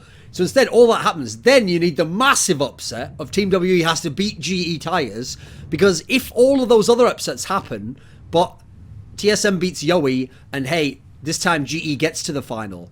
Listen, if GE has a bad day in the final and TSM beats them in a best of 5, we would all have to give them massive, massive credit. This was the maximum credit. So in a weird way, if TSM was at their best and these other teams did badly, it actually was kind of almost unfair in as much as they never got a chance to really show as if they were the best team. Yeah, not at the tournament, but in the world, etc. I don't want to take anything away from TSM too, because they impressed me at this event and they did play well. There's no question about that. But for me, the biggest thing that I learned about this event was actually them playing against CJ and seeing how decisively and well they closed out that game and how well they were able to chain their CC. To me, that was probably TSM's single best performance on an international stage with CJ, was that very convincing win that they delivered. And even though it was a best of 1, it was still impressive. But I would have liked to have seen more of that, because instead I got to see them losing to the Flash Wolves and them nearly losing to WE, and they weren't that level of consistent throughout the tournament. If TSM could have played GE in the final and they beat them by any score, 3-2, 3-1, take your pick, what would the difference have been in terms of how we would have to think of them instead? Best of five. That's never happened in years, Monty. A best of five win. Okay, an NA team has never beaten a Korean team in any best of series, best of 3, best of 5. You pick it, right? At that point, I think we would seriously have to consider them an elite team, but it would depend obviously on the circumstance. Because if I saw that Yasuo shit coming out again, then maybe I would change my mind, right? But I think it's my opinion that GE would have taken TSM very seriously. With that said, though, Monty, when you said that there, where you threw in that thing about how Europe's had these questionable results, let's just bear this in mind, Monty, okay? So, IEM San Jose, where Europe had that failure with Alliance, TSM got fucking rolled by Unicorns of Love. Okay, there's one in the bank there. Moving forwards, Cloud9 come to this event. Cloud9, third best team in NALCS. One win off second in LCS. They get shit canned out the tournament first immediately right away. I mean, it seems like at the moment, the West in general is ridiculously inconsistent. You have one team does well at one event, and then it's another one totally doesn't. There's no consistency here.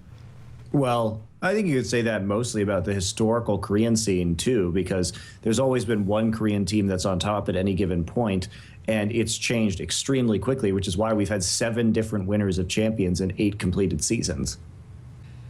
If you said there, like, TSM would have been an elite team, like, what does that mean? People are going to ask themselves, okay, if GE Tigers was there, does that mean that TSM is the best team in the world now that they finished first in a tournament that featured GE Tigers? What do you think, Monty? I'm sorry, repeat that. Is TSM the best team in the world? No. I know that you were like, wait a minute. Sorry, I thought you just asked me, is TSM the best? Who is this and where is the usual host? Okay. Yeah. No. Monty, I'm in the alternate dimension now. I just traveled there. I'm in Katowice now. Monty, is TSM the best in the world? Things I thought I'd never say on So Many Insight. Okay, continue. Absolutely not. I wasn't even trolling. I wasn't even trolling when I said it. Okay. It was a real question. I looked up at you wide-eyed, like, Daddy, why is the sky blue? You're like, it's not blue, you little shit. It's supposed to be raining today. GE would have destroyed you and rained all over your parade. And I'm like, thank you, Daddy. Okay. I think if you replay that best of 3 between WE and GE 10 times, GE wins 9 of them. There we go. There we go. We did it. We did it. We did it. We got the salt out of him, Western fans. We got him to say what he always thought. He tried for so long, like hours it was going by. He was giving credit to TSM. He was talking down the GE Tigers. And eventually we got him to say that they would have known 9 out of 10 times. No, not WE, that game. But yes. Yeah, WE. Yeah, I do want to ask. TSM played well at this tournament, but they are not the best team in the world. I want to ask Monty something because I'm actually genuinely very curious. Do you think that this, because I would assume that they went on tilt GE. Do you think that this exposed an issue with GE because they don't lose a lot, like their record, they hardly ever lose? Do you think that if they're put in a similar situation, that tilt can stop them from making a name for themselves on the international stage in high pressure situations? That may be true, because even though they have come back from very convincing losses. I mean, the one we would point to is when they played against SK Telecom and they gave Faker LeBlanc, and then Faker just styled all over them, and they really quickly lost that game. But they came back and were very poised in game 3. But obviously this is just, it didn't really matter if they lost, right? It's like, oops, we lost 1 best of 3 in the regular season. We have 14 of these. We've only lost 1. This was a knockout situation. And I think Lee was making very poor decisions. So perhaps, yeah, actually, that had come to mind for me as well, is that maybe they can fold in these high pressure instances. I'm not sure that counts though, Monty. I'm not sure that you can say, well, if they're playing other teams and those teams happen to have Faker on and then they give him LeBlanc, then I think they could actually fold that scenario. Yeah, that only works against one team though, actually. I think, No. I'm saying they didn't tilt when we saw them. Right, they didn't tilt. Okay. That's what I'm saying, is that we didn't see them tilt against SK Telecom, but it wasn't a very high pressure situation comparatively, right? They bounced back really beautifully in that series, actually, even though they got totally destroyed by Faker's LeBlanc in game 2. So I think I was just trying to contrast it with something we knew when they had lost a game 2, And in fact, they lost in a much more convincing manner in that time, but they didn't show the same kind of mental slippage that we saw in Game 3 when they played against WE. So is that a factor of like a knockout tournament? I don't know. I think we'll find that out in the playoffs probably for champions. I think that if that is a problem for them, Froskurinn, they won't be going to MSI. Mm-hmm. That's what I think. So we may not see them on an international stage potentially ever again. So the error checking will take care of itself. Probably. One would think. So here's the thing. I now have a series of trap cards for everyone. So Froskurinn, based on what happened at this tournament, TSM going so far, GE Tigers falling to such a lowly team, essentially almost like a mixed team because it's a brand new team of players who haven't really played together before. With all that happening, you're looking over in LPL, EDG's firmly number one. They've had all these great wins. They have an excellent lineup. They seem like they're the ones who've made the Koreans coming to the team work the best overall. Is EDG the best team in the world? Don't say there isn't a best team in the world, by the way. There's always a best team in the world. If it's by a hair, then it's by a hair. But someone has to be the best in the world. I would say, yeah, I think that EDG is the best team in the world. But there's no... Why do I think? I think that they're performing the best with their players right now as far as just domestically. Yeah. I think that their players are some of the best, not just domestically, but in the world. I think Deft is... I think Deft and Spirit and maybe Pawn are the three Koreans that since coming from Korea to China are just playing out of their mind. Deft is not lose lane anymore. They're like the only players that are. But I think actually Deft and Spirit have actually improved. I don't think Pawn. I think Pawn's about the same, but I do agree that Deft's laning phase has become significantly better than it used to be as well. So it's pretty. I would agree. I would say especially because GE lost to WE, and I would say EDG, you have to think of them as slightly better right now. Did you just say that EDG might be the best team in the world? Yeah, that's what I said. Are they for you the best team in the world? Yeah, I would rate them as number one after IEM. In that case, there's no trap card for just Froskurinn. The trap card applies to you also, Monty. Let me ask you this. So the reasoning there is that EDG looks awesome at home, domestically dominating, right? They have players such as their AD carry, who is dominating and he's looking amazing domestically. In what way is that different to GE Tigers? GE Tigers are dominating even harder domestically. Their AD carry looks even better domestically. They just happened to go to a tournament which EDG did not go to and lose. Therefore, why does that give EDG more points? Do you want me to give my reasoning first or his? Anyone, just jump on in. Okay, my reasoning is that, and Monty will probably slap me for this, as well as probably some comments, but I think that there is I'm going to say it, a higher level of competition in LPL as far as between the top three teams than in Korea. And that's obviously my And by top three, we're talking about Snake there, yeah? Top three, Snake, yeah. Snake would beat the shit out of SK Telecom if they played him. We had 20 of some of the best players in the world in their position leave Korea and come over to China. And not a lot of them have seen, as much growth as Deft and Spirit, but you're still competing with that elite level of competition just in so many different places. But some of them have also Did you just suggest that Looper is elite player? Yeah, I did not suggest Looper. Dade's coming back. Dade is coming back. Okay, I'll believe it when I see it. Yeah, all right. Dade looks better. Just EDG, OMG, LGD. I don't know. For whatever reason, I just think Snake? that Snake. Why do you keep phoneting Snake? Yeah, what's where's going Snake? Snake We'll talk and their about Snake. team play. We'll talk about Snake later. Yeah. So the question is, Monty, basically, has the agree with competition that. level gone down in Korea? And is that what the factor that's making EDG the best? Nah, I think you still see the same number approximately of elite teams in Korea that you see in China. So I don't think that that's going to be a major issue. And also, interestingly, there are more scrims going on between elite Chinese and elite Korean teams that have ever happened before. Usually they don't play each other at all. So that's curious also. Just from being at the GE Tigers house, I saw on their scrim boards that they were playing a lot of Chinese teams, which is not... That really hasn't been something that's happened in the past. Oh, this is beautiful for me, Monty, because here's what we're going to do. I've basically now engineered a situation where you two say that EDG is the best in the world.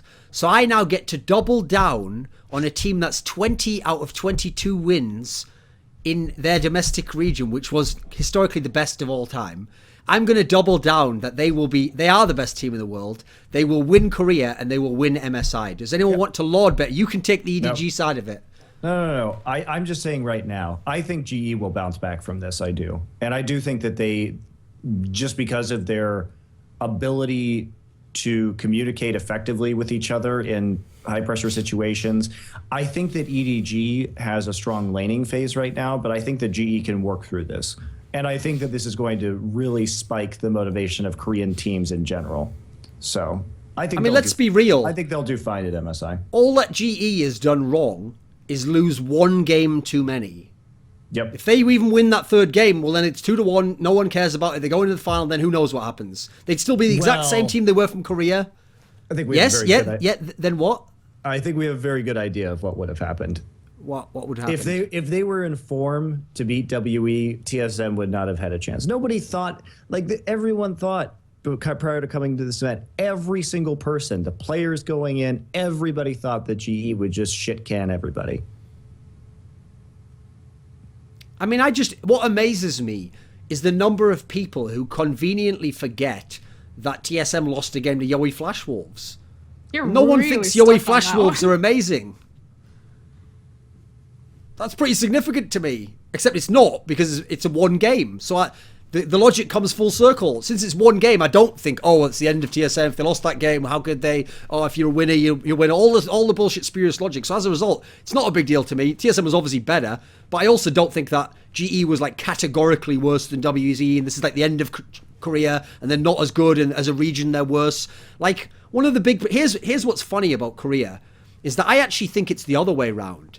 I think the elite teams in China are really good, as I've always thought, actually. EDG looks awesome. I think OMG would be a real dark horse against any of the Korean teams. LGD may be similar. I won't bother with Snakes. I don't give a fuck about them. But here's the difference. If we go down to the bottom of the leagues, and I'm not talking about the 12th place in LPL, but let's go to let's say LPL only had 8 teams, Monty, OGN does, okay. I'll take the 8th place team in OGN to beat the fuck out of the 8th place team in LPL in the best of 5 any day of the week. So I don't think the actual region strength is that much weaker comparatively. I think it's the top, because like we said, it's the elite players who left. I would 100% take Samsung in their current state to take out King.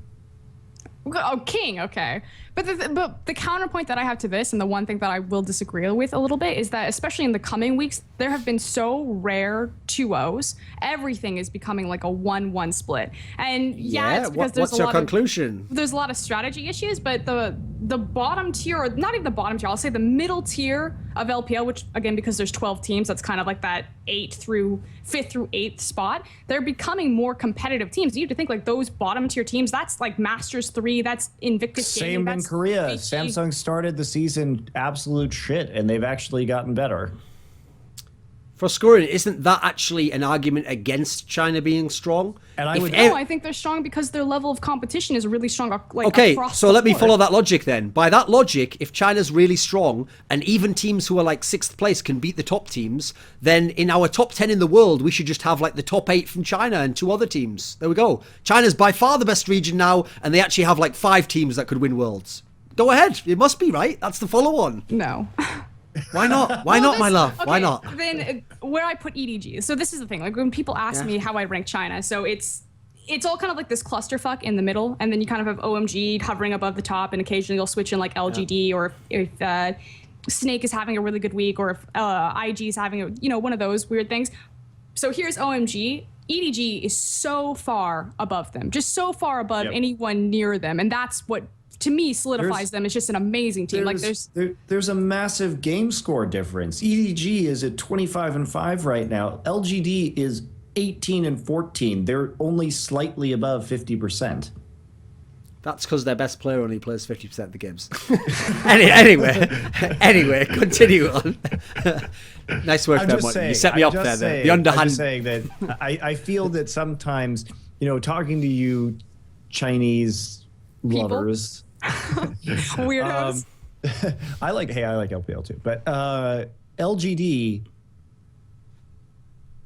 I think we overrate Snake, them, don't you? I think you underrate Snake, personally. Okay, I will not stand for this. I'm stopping this right here. Both of you, listen to me for a second, okay? Think about this, Monty.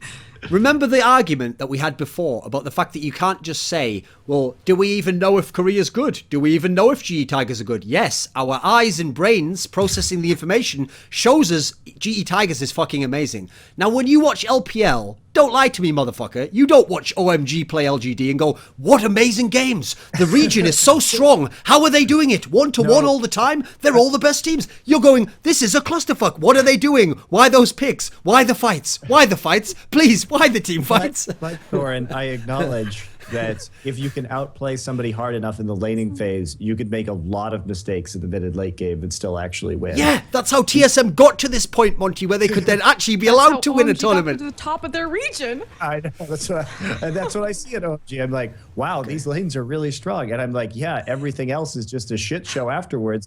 But which is why, you know, the Korean teams who, like GE, who don't have the strongest laning phase, especially in the mid lane, and also because of the champions that GE plays. They don't play for early game.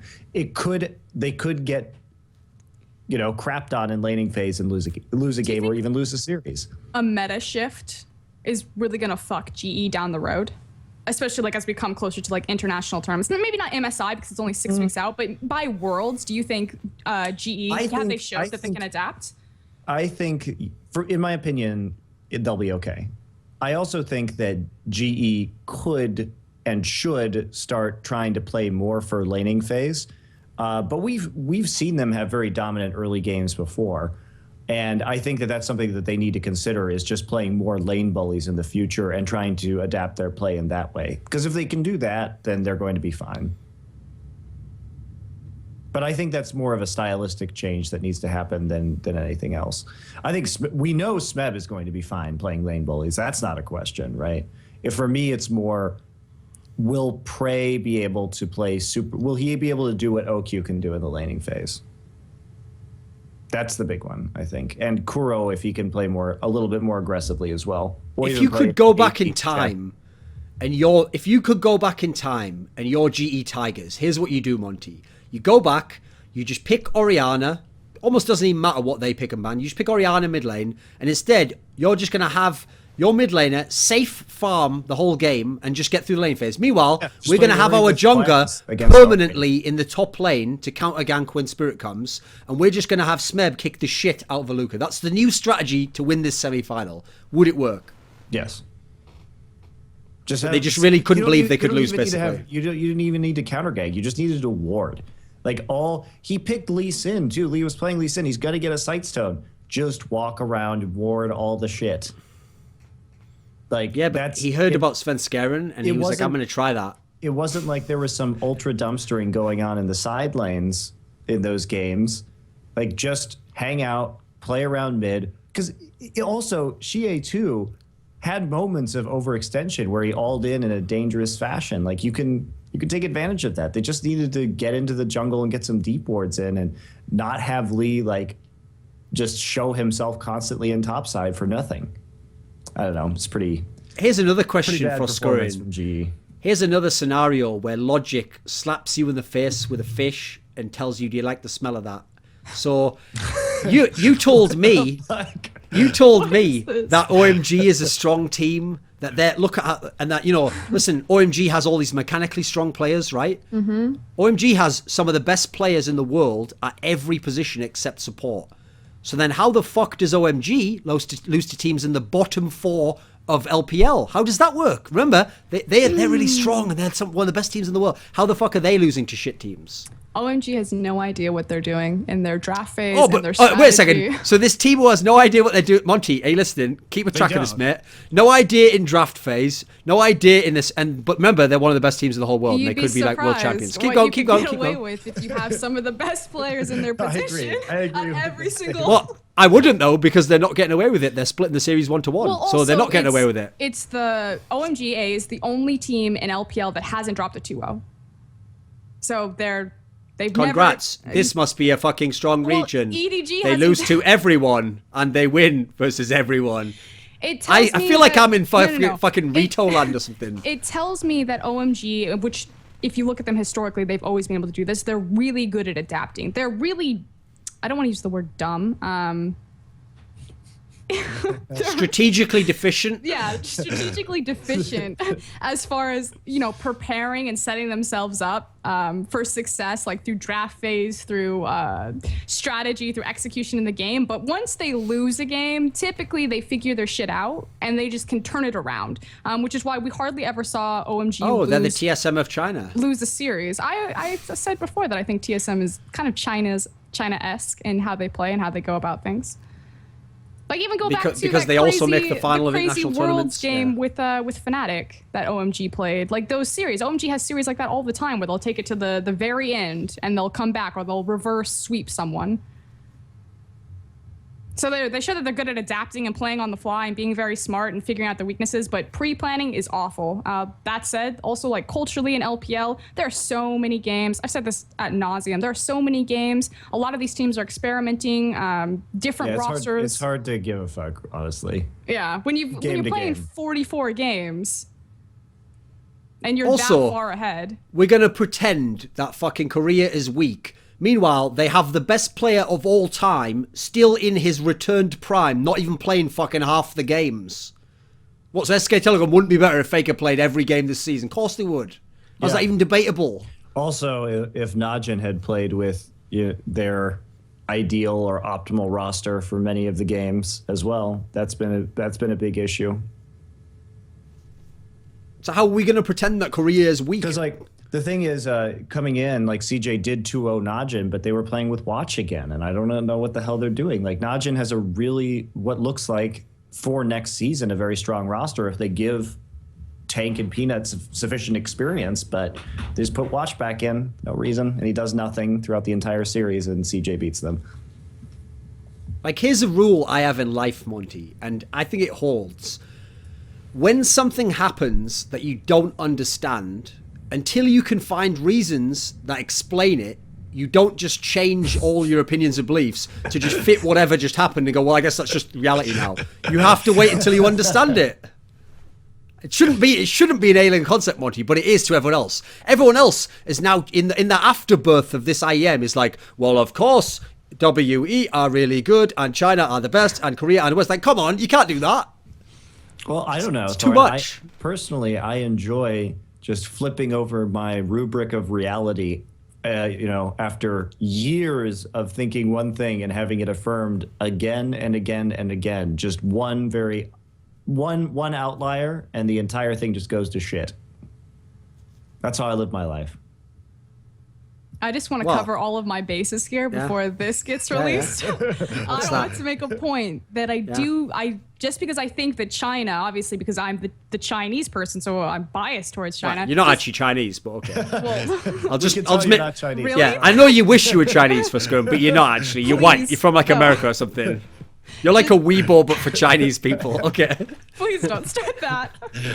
Just because I think that EDG is the best team, like just because I think that they're amazing, doesn't mean that I think that Korea is shit in response. Like I still think Korea is a really strong region, and the edge is still always going to be there for Korea, just because historically they've proven, and I've said this so many times, that they've proven that they can execute the talent that they have. Like they're the only region that consistently executes to like the fullest ability what they're able to with all their world championships and all of their international competitive experience. But I just think that this time around, like China finally got it right. I think that this is the golden hope or the best chance that China has had in a long time of competing against Korea. So just because I'm like, yeah, I think EDG is the best team, doesn't mean that I'm saying Korea shit, they suck now because of IEM. No, I've thought this since I've seen this new EDG. So just to clarify, I've been dumb this entire time. It's not just because of IEM. Okay. Because the only outlet, because Monty just needed one outlier. You just need an outlier in every single best of two that OMG plays. Like, they're allowed to win the one game, they're really good. This other one, just give me one miracle. Can I have one more miracle? Just one more. Listen, all I need is like 10 miracles in a row. Can I just have those, please? OMG's just trolling through their regular season. Well, maybe GE was just trolling here. It was the old rope-a-dope. GE was and then at MSI, they come out. And you know what, Monty? At MSI, it turns out, secretly, Kuro's been practicing Yasuo all along. Everyone lets him have it, and he dumpsters them. There we go. It's all back in line. My cognitive dissonance is up. I'm back. I'm enjoying myself. I'm back in the zone. Is that his signature champion, Yasuo?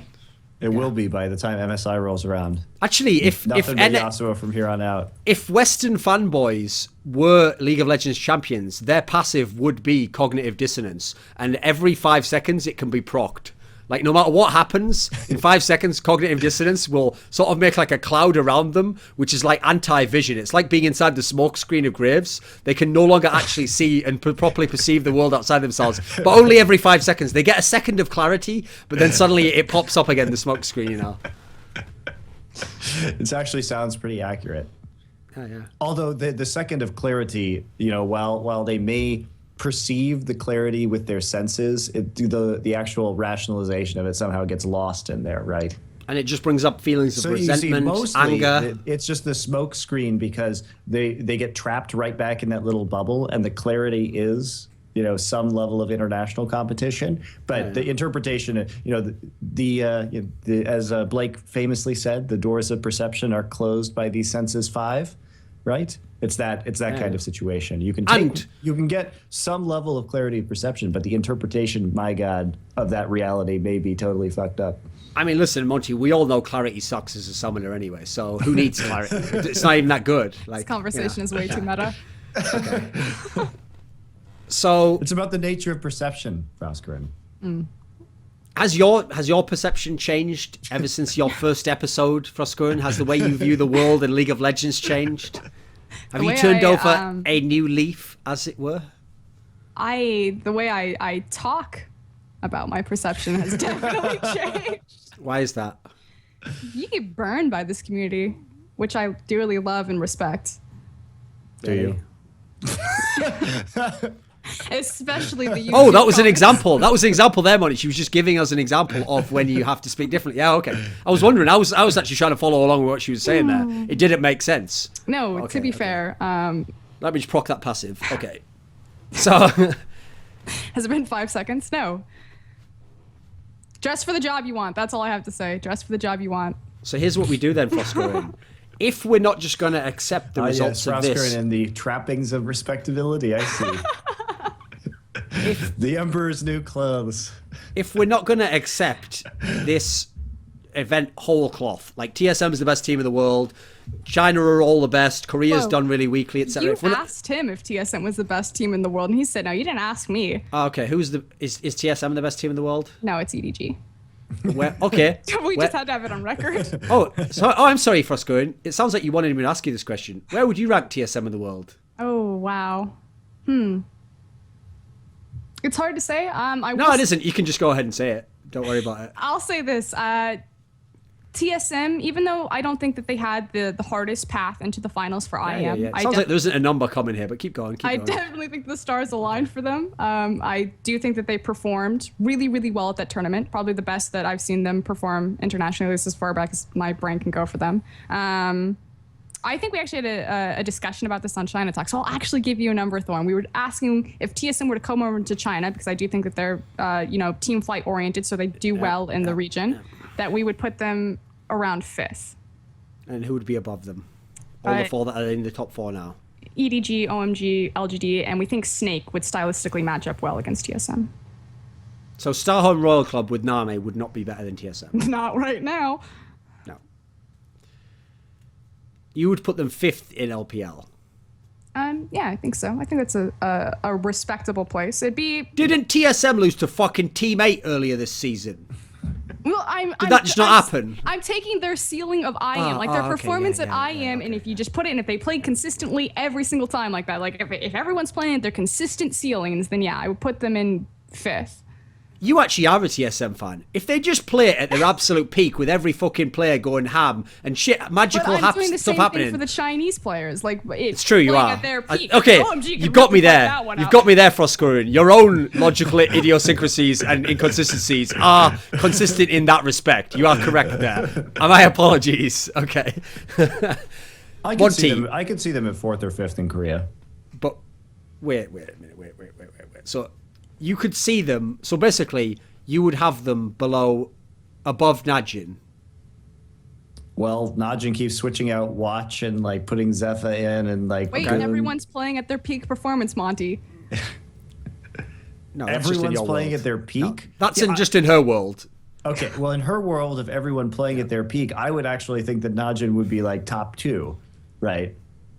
Or top 3. If you guys like having brain cancer, like you're giving me, then if you're going to talk about Korean players leaving Korea and going to other regions, and that showing how different regions are different in strength, here's a little chestnut for you here to crack, Monty. How come Lost Boy was like the fucking 5th best support in Korea, and now everyone's like, he is a god, he carries every game? How does it matter? It's almost like he's playing against Yoey Flash Wolves, fucking CLG, Cloud9. I don't know what it could be. I can't puzzle it out myself. Hey, it's not CLG Samsung White and it's not SK Telecom. I don't get it. What could it be?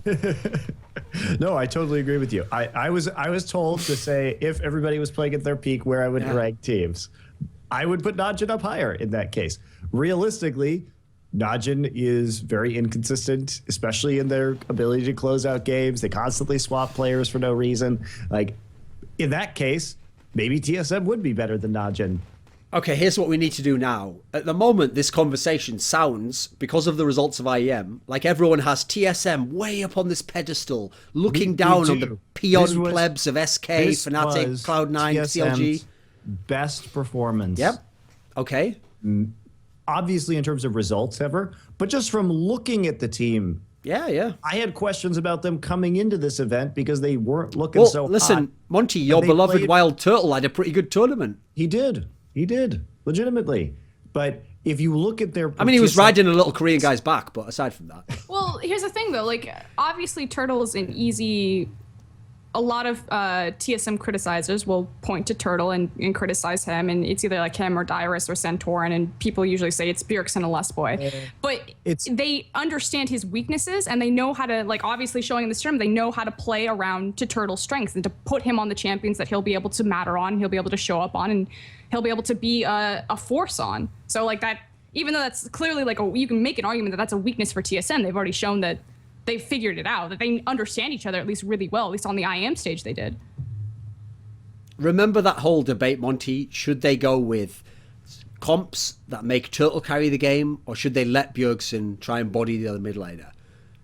I'm not sure that's actually been resolved still. In this tournament, most of the wins were still Bjergsen just wrecking everyone. Right, and we're not going to talk about Sivir. I mean, Sivir's ultimate in and of itself is designed in order to help the team. And Bjergsen is an extremely good player. And on Victor with Sivir, when they kind of came up on CJ and had that big win versus them, they were using just Sivir ult to get picks with Maokai, Annie, and Victor. And that's a great strat. Really worked for them. They executed it very well. Very well. But I wouldn't say that these games were carried by anybody who wasn't Lustboy or Bjergsen. They were the main carry forces in this tournament for TSM by a large margin. And a lot of people are getting all hyped up about Santorin. There were a lot of games where Santorin did nothing, like nothing at all.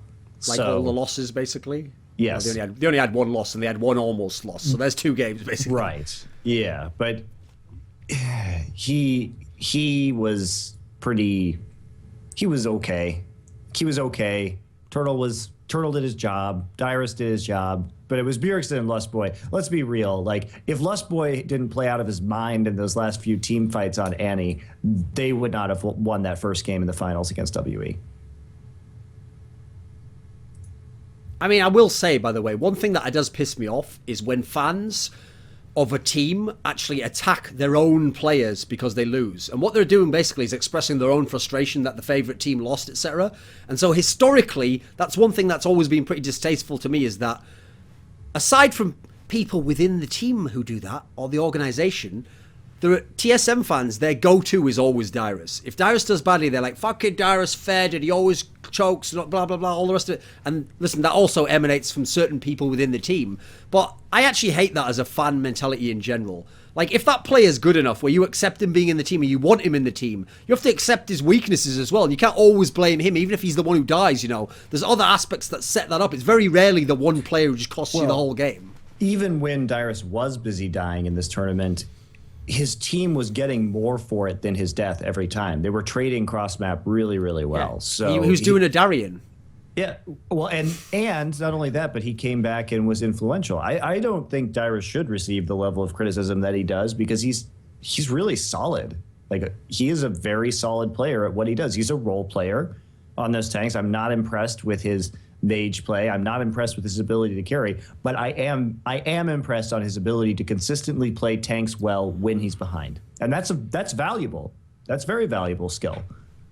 Well, He's so reliable. It's like there's a famous saying in the NBA, Monty. The idea is that if you can shoot the basketball, then you will always have a job in the NBA. Because even if you don't have any athleticism, and even if all the rest of your game goes to shit, there'll always be some team that'll pay you just to be a shooter and stand in the corner and someone throws you the ball and you take a shot, okay? That same concept is why Dyrus has remained in TSM, the best team in NA, for all these years, at least top 2 in NA, all this time, when every other peer of his is long gone, and even from other world-class teams. Because the difference is he's made his whole career of being able to play when his team's losing, when he's behind, when he's on unfavorable matchups, when basically playing from, like, in the shit. Yeah, that's like his whole career. He's earned his salary doing that. I think Dyrus is... He's the fall guy. And he will always play whatever champions his team needs, right? He played a bunch of different champions this tournament. Even if he wasn't that great on them, he did just enough to make it work. Or he was able to deny them from the other team and play them okay, right? So now let's play a game. It's called, you're not allowed to just say everyone else in the West is totally shit because they lost some best of ones. Not that snappy a title, so we'll think of a better one as we go on. So if we were to take CLG, Monty, and we were to put them into your much beloved LCK, or we were to put them into Froskurinn's LPL, where would CLG place in there? Somewhere between maybe 7th. This is CLG who's lost one less game, who's lost one more game than TSM, by the way. Yeah, but... I mean, they look like shit in their losses, I have to say, but okay. CLG's team fighting is real bad. Like, real bad. I don't think that but then when they go against GE, they just outlane them, and then they get ahead, and then they win the game.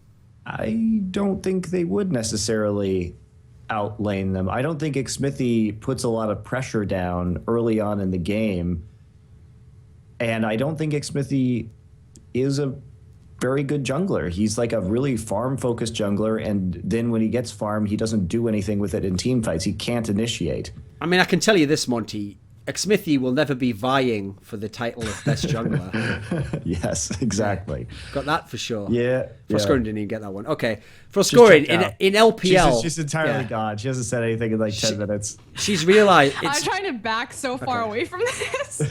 Where would CLG be if they were in LPL? CLG would probably be even worse off in LPL. Yeah, because they can't team fight. They can't team fight at all. Yeah. You just said fucking WE can't team fight.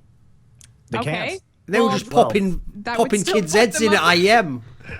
Still put them up above WE then, but they're in 12th. Of course, this WE team can't team fight at all. Didn't they just beat the best team in Korea at team fighting by team fighting? Of course they did. They did. No. They did not win by team fighting. Okay, how did they win? Because they didn't we just cover this? Haven't we just covered this for the last like 45 minutes? Give me the one sentence explanation.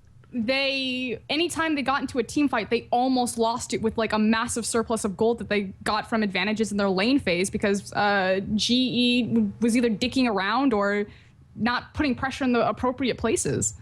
Yep. Okay, so with a lead, they couldn't win team fighting. Okay, so CLG would do even worse at LPL. So they'd be what, like 8th? Any team who cannot team fight would suffer enormously in LPL. Why is that? Why can't you just win using strategy?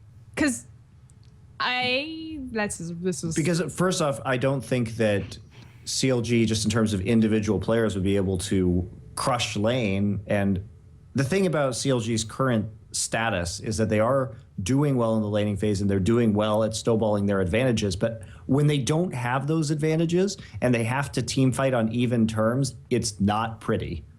Like, they have one player who can initiate, and that's Aframu. Everyone else, when the burden of initiation has been placed on them, Link, Zion Spartan, and Xmithy, has failed repeatedly. So then which NALCS team who's not called TSM could we put into any of these Asian leagues who at least have a chance? No, who would you pick? Ones. Right now, I honestly You're think telling me... So on one hand, you're saying TSM's really good, but everyone else in their fucking league can't team fight or do anything versus Asians. But Cloud9 looks weaker. Yeah. Yeah, Cloud9's champion pools are an issue right now. Yeah, I agree. Before it was Cloud9. But we're just talking about elevating them to international competition against some of the best teams from top regions. Yeah. And at that point, why TSM can do well is that they have, first off, they've got Bjergsen, who is an elite player in his own right. And they play a style of consistent team fighting that works on an international stage, that will work. So what about EU LCS? I think EU LCS is like insanely one-dimensional right now, although H2K is doing well. I think that they're, for at least, I'm cautious about them because it's just, they're a relative unknown, but right now I think they're demonstrating the best flexibility of strategy in Europe. And if we look at the EU LCS, I think SK has some, they just don't do anything if you shut them down in the laning phase. And Fnatic, I'm still a bit concerned about how they do with their over-aggressive style because I think they are punished by good junglers. Okay, let me ask you H2K this may be able... I think H2K right now is the best team in Europe, but I'm not sure that's going to last. If you remember when Cloud9 used to be on top in NA, if people would say bold statements like, NA's shot calling and strategy is better. And I used to say, no, Cloud9's is. Take Cloud9 out of the mix and suddenly it's either a wash or you can actually have debates over certain teams. About, like, for example, when you used to take Cloud9 out of the mix, the N-rated SK was a lot better than many of those other teams in terms of strategy, okay? Same principle here. Let's take TSM out of the equation. How does NALCS stack up against EU LCS? Because you've just made it sound like NALCS is fairly... has CLG, who have major flaws, and then everyone else is kind of shit, and then EU LCS is all shit, except H2K, who might be good. How does that stack up? I actually think that EU would do well against the NALCS, except for TSM. Like, as far as I can tell, I've just got Monte to say that the gap hasn't really closed between Asia and the West, but the gap has closed between TSM and the best Asian teams. What fucking show is this right now? Am I even on? Who are you? Did they send some sort of Invasion of the Body Snatchers clone back from Katowice? I agree with that statement, though. I bet you if you go into the hotel room in the Hotel Angelo in Katowice, inside a cupboard, there's a man going, and then when you open the door, he's in a tiger onesie, and then when you rip the stuff off his mouth, he's like, help, you've got to help me there. The imposter sent by Reginald has gone to America to ruin my reputation. I know, it sounds implausible, but I actually agree with that statement. I'd love to just send this fucking episode back like 1 year into the past.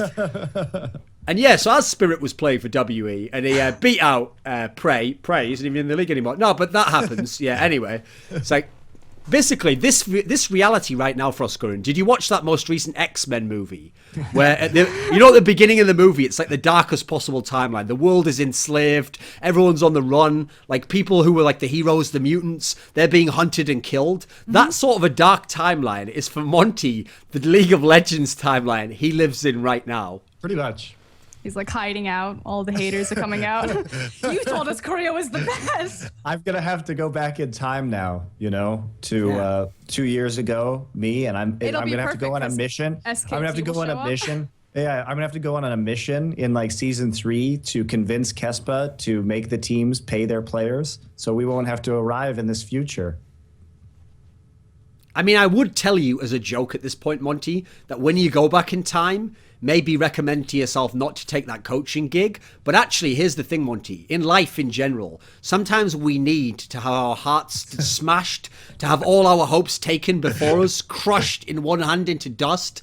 Because in many ways, it's sort of like a cathartic, like transformational experience. And from that chrysalis, you will emerge as the man you are now. So it needed to happen to you, Monte. It did have to happen. Yeah. But you need to find a way to move on without her. I mean CLG. I have found a way to move on, Thorin. Okay, good. So, Froskurinn, Yeah. don't you do like... Is this even official? Don't you do like analysis for some EU team or some shit? I do. Let's just not say which team if it's not. Are you allowed to say? No, I'm not. Okay, so it's for a team. Yeah.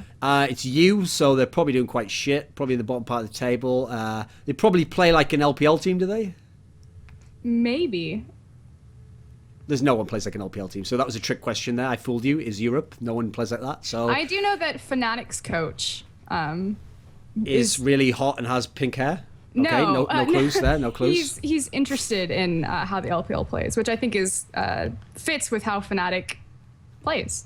Very aggressive. That's what's interesting about coaches in Europe, though, because the coach of Fnatic is like a French poker player or something. Is like, hey, I'm interested in what is this LPL? And then the coach of Elements is a guy like, fucking, we sit in here inventing, playing Dota. Like that's the fucking European coaches. They're all like Euro trash. Like, what the fuck? There's no one that's ever even played League of Legends. Oh no, there was one, which was that dentist guy. No, not dentist. What's his name? Carl? Leviathan. Oh, He's Leviathan. actually played League of Legends, and so obviously he was fired immediately. He went to a bad team and made them really good. That's Europe for you there. I've just summarized it. Hold on. But Let's not call Gambit really good. Let's. They're on a streak though, aren't they? in the still? context come of on, Europe, they're come pretty on, good. You get all over Quickshot for calling Betsy Yeah. fantastic, but you're going to call Gambit Only a really in the good context team? of What Europe. The fuck are your Only in the standards? context Love of Europe. Gambit. They're good. They are good. Okay, Moscow really Five was good my might be favorite pushing team. it, but They play terribly, dude. Gambit has no idea in the of context. strategy. Oh, like all of China that you just all explained, motherfuckers. Yeah, fair so enough. ignoring that, just in the if the best team in Europe is a 10, then Gambit's at least like a 7 or a 7.5. I think Gambit's style is really unique, and They're probably the only team that can beat every team in the league. their roam style is so interesting. I actually really enjoy watching them. It is very random and bizarre, and I don't know how much of like It's totally forethought. random. And That's the whole thing about Gambit right now. Is it's like you just do can't things. predict them. Remember in that one game? Oh, who are they playing? I think it was. Were they playing at this last tournament? Let me look it up because I need to remember exactly which Last game time it we was. talked about They played EU, I CJ got in a the lot of first trouble. game, and then they So- played WE in the bottom. Yeah, it was their game against WE. Pinoy was like in top. They were red side, and Pinoy was like randomly in the tri-brush, and Aluka was playing Hecarim, and it was like the most awkward place for him to be, and he suddenly just blew up Aluka and got a kill. Like, that's the kind of thing. They are in the most bizarre places on the map when you don't expect them to be, hiding in a fucking bush waiting for Hecarim to come back to lane. Like, I'm like, I don't even blame Aluka. Like, there's no way you think an 80 carries in that tri-brush right now. Like, Basically, that's retarded. the style of play that Gambit has is that famous gif of that black guy out of Dexter where he says, "Surprise, motherfucker!" and just pops up. That's Gambit's style of it's play. true. Yeah. It's true. That's how they play. Okay. So I don't know.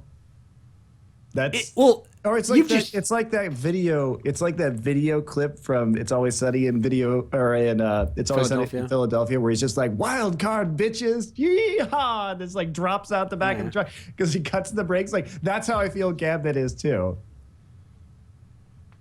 This sounds like you've just painted the darkest picture ever for the West then. Because all these teams are shit. They're not going anywhere. How does anything improve? Isn't this worse than where we were a year ago, where at least we had the established teams? We had Cloud9 could beat all the top teams.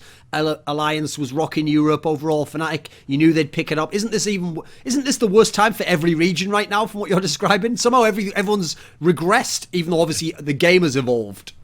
Well, that's a lot of it's because so many of the Korean players have been scattered to the four corners of the earth right now. If all of those players were still back in Korea, do you think anyone on the planet would be standing any kind of chance? Did you see the comment, right now? Monty?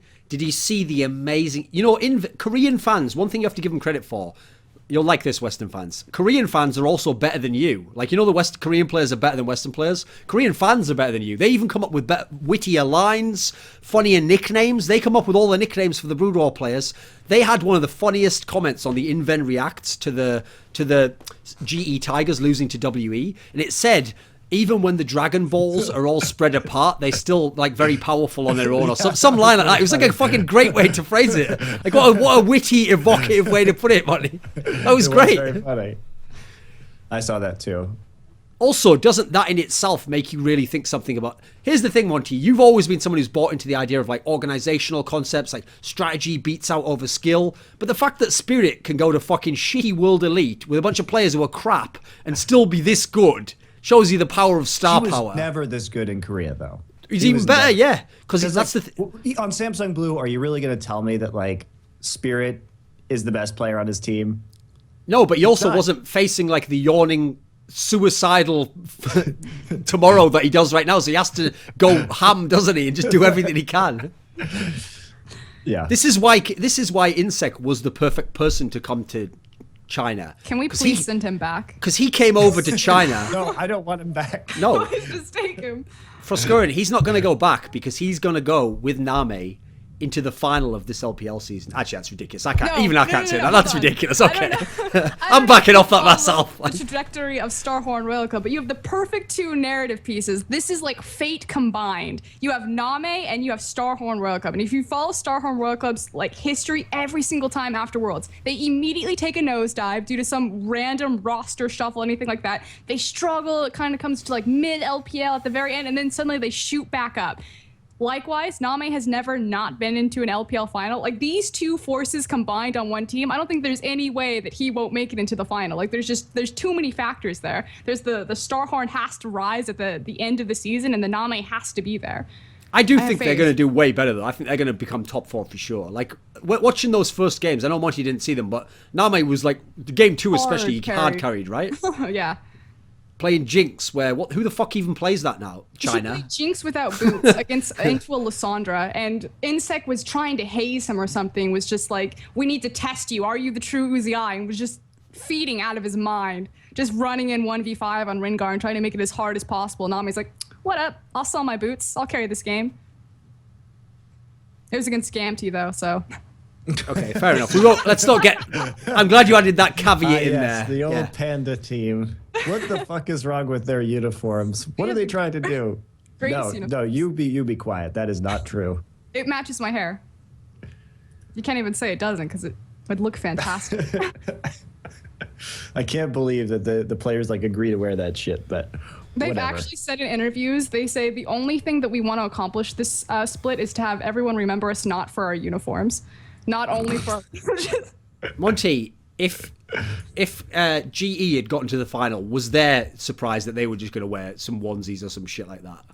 I have no idea what they were planning. You can't even speculate. They weren't like going to come in like a Chinese dragon or some shit. What could they possibly have done? What could they have done, Monty? I don't understand. They made it sound epic, you know. I don't know. I don't know what they could have done. World Elite ruins everything. Yeah, they ruined GE's uniforms. That was supposed to... GE's surprise uniform was supposed to be the highlight of this tournament, guys. That was supposed to be the most exciting thing to happen. Definitely didn't turn out that way. I've got a question for you then, because it'd be one thing if GE came and they had no clue who Team WE is. They've never played them. They play them. You know, they couldn't even watch VODs because the team didn't exist before, and they play them and they lose. That would be one thing. But you're saying there was a scrim environment where people could practice, play against each other. Doesn't that make it even more implausible that all these upsets happened, or did that help the lower teams to get used to teams? What do you think? Basically, if WE hadn't had that, they would have never played in as 5 before their first game of the tournament. So actually, it probably helped WE, if anything, because at least you get some games in order to figure your shit out beforehand. But there wasn't that much scrimming that occurred there because a lot of the teams didn't get in until like the day before the event.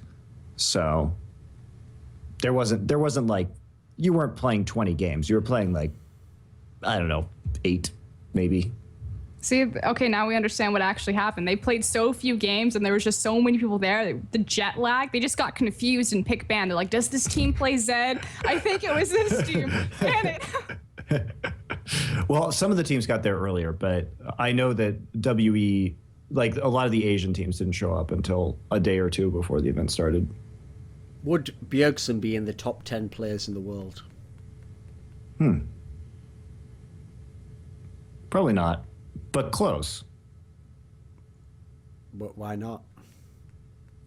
Well, because we'd have to put like a couple mids in there, assuming that each position receives approximately 20% of the top 10. So which mids are we putting in? Faker. Okay. Come on, Froskurinn. You know the name. It has 4 letters. Come on. Who's it Cool. going to be? Cool ahead of Bjergsen, but why? Cool as, Pawn as well. Probably at this point, he's doing very well. Terms of Korea, it's a little harder these days. Easy Hoon's been doing well. Is he better than Bjergsen? Probably not, actually. GBM is probably better. His individual performance is extremely good. Is there anyone else from Chinese region, Froskurinn? I know, I can't see you, but I can feel you just looking at me, daring me to say his name. Who else are you thinking of? You know that I really highly value Wayless. Oh, God. Why? Better than Bjergsen? No. Why not? Why not? I do. Let the madness rain down. Under a stipulation. In like a straight 1v1, Bjergsen will win. I don't think Wayless's strong point is his 1v1 lane. He can do it. He's very flexible, but just for what Wayless does for his team, his emphasis on vision, his wave management, his champion pool, how creative he is about the game, his builds, and kind of the uniqueness and surprise factor to him, I definitely think makes him a very valuable mid laner. And I think we'll certainly see him on the world stage. Like, people will get exposure to Wayless this year. You know when you said it was the greatest upset in the history of League of Legends, Monty, WE beating GE, how would you actually rank TSM winning the tournament in terms of upsets? Because here's the problem.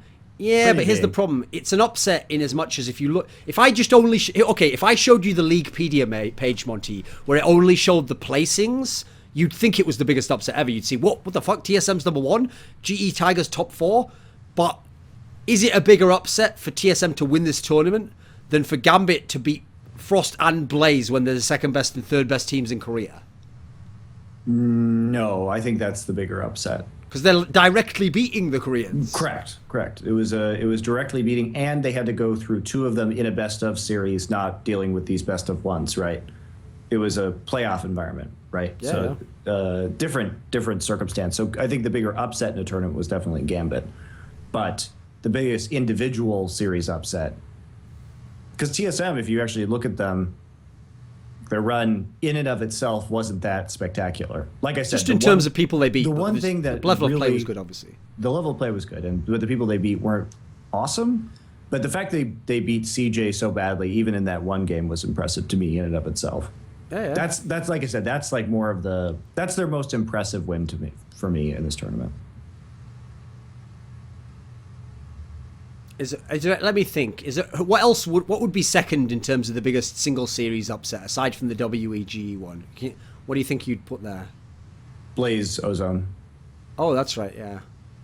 You know the problem with that one though, Monty, is that this is an example of where you can't rewrite history. That will always be an enormous upset. Just because the context going into the match. Yet what's funny is it's also the one match which has been changed the most by all of history afterwards. Where now we're in a world where now we look back and say that fucking 4 out of the 5 players on the team, that the massive underdogs, are some of the greatest players ever. Meanwhile, on the Blaze team, you look back and you're like, who the fuck's even good on that team? But it's true at the time that's still the most insane one. Yeah, because that was one that literally nobody saw coming. I came into that one being like, it will be a good finals if Ozone can win a game. And I said that. Do you have something to offer up here? Great upsets of all time. Do you have one that's coming to mind? Single series we're talking about here. Mine would have to pertain to China, and I mean nothing to the level of any of those games. Upsets that happen all the time are the IG versus World Elite in right after IPL 5, when World Elite was kind of coming off of their domestic high, and IG, I think it was like a 3-1 reverse, or not reverse. 3-2. It was the Stars Wars.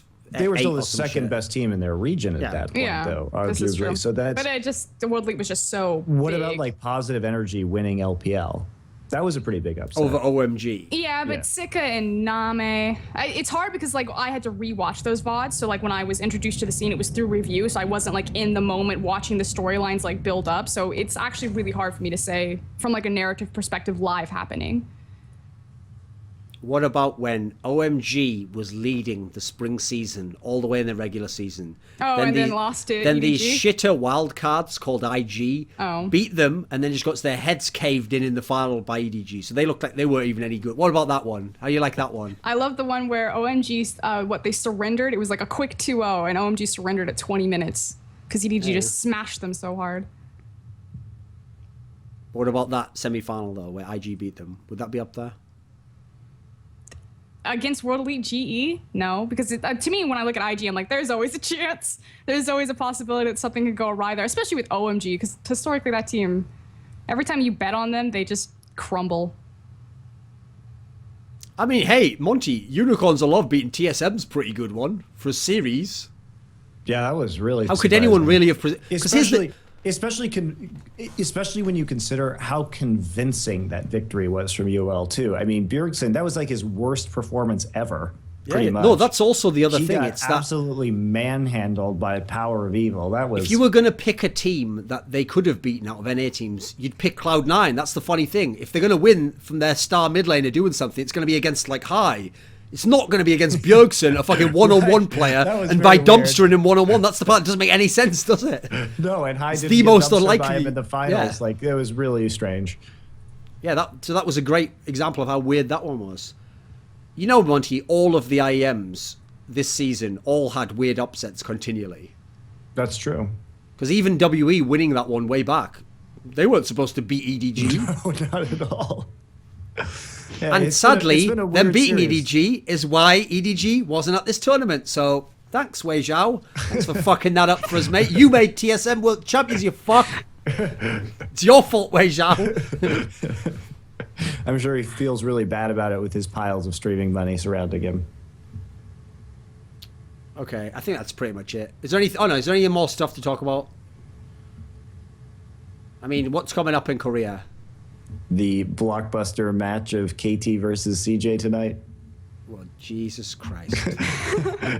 Froskurinn, is there any big deal that we have to talk about in China? World Elite winning IAM makes China a little bit relevant right now. So please, if you guys are interested. I mean, World Elite did not win IEM, by the way. yeah. I'm just right. going to say that. Upsetting just in case. at IAM. Yeah. My bad. Wrong word. It's late. I realise you've been in sort of like a haze ever since that GE series where your brain released like endogenous like hallucinogenic chemicals and you've just been walking around like, salvation, Lord Almighty, free at last, free at last. Listening to the casting on that game, I made sure that I listened to that series casting twice. Like normally I'll watch the game and then I'll just watch it in mute and just study it. Yeah. But just the turn on the casters when Monty was like, "This is actually happening. They're actually going to get away with it." You could hear it in his voice. You bastards, you're going to get away with it. It was so good. No, okay, right. They did legitimately play well in Game 3, though. Yeah. World Elite plays OMG this upcoming LPL weekend. If you're curious, if you want to know where World Elite actually stand, if you think that this IAM roster, solidifies anything for them, just come watch that game, see what happens. Just test the waters. Won't that immediately kill the hype if they lose? Yeah, that's badly. Yeah. What is your actual prediction? Where do you think they'll be? I think OMG will beat them. At the end of the season, where will this WE team be? It's weird, too, because right before the season in Demacia Cup, WE actually had a decent showing. We're like, damn, this team could be strong, except for Spirit's weird Olaf game. And then they just completely shit the bed coming into the season. I think they'll still end bottom. I think they'll barely miss playoffs is what I think will happen. That's actually a pretty big turnaround for them, though. Like by your standards. Yeah, this is true. Looking at the LPL, and they won't get any of those points. If you look at the LPL rankings, like barely missing playoffs would put them in 9th place, and they would have to. EP King and it's possible, but Royal in 9th place already has 16 points, and they only have 9. Like that's. They're going to have to pick up some 2-0s. That would be, I think, really... I mean, if you really think they're going to do very well and, like, take some convincing victories at this point, then it's definitely possible. But I see them more as a team that, like, maybe gets 1-2-0 and then just splits a bunch with some other teams. Let me look at the back half of their schedule. And I think their schedule is, like, really... Yeah, LGD, OMG, LGD, Royal, EP... Oh, yeah, never mind. They're screwed. EDG, and then They've got GT. They only played GT. They only have one match in the last week, so that I don't know. Seems I don't think I agree with you.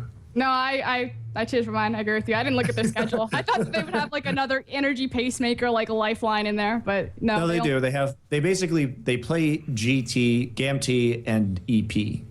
And those are the only, I would say, really weak teams they've got left.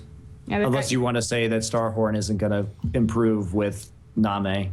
Monty, when Jin play against GE now, when SK Telecom play against GE now, they just ban out all mid lane champions that Kuro plays. They just go for him totally, and they just try to fuck him up from the mid lane, right?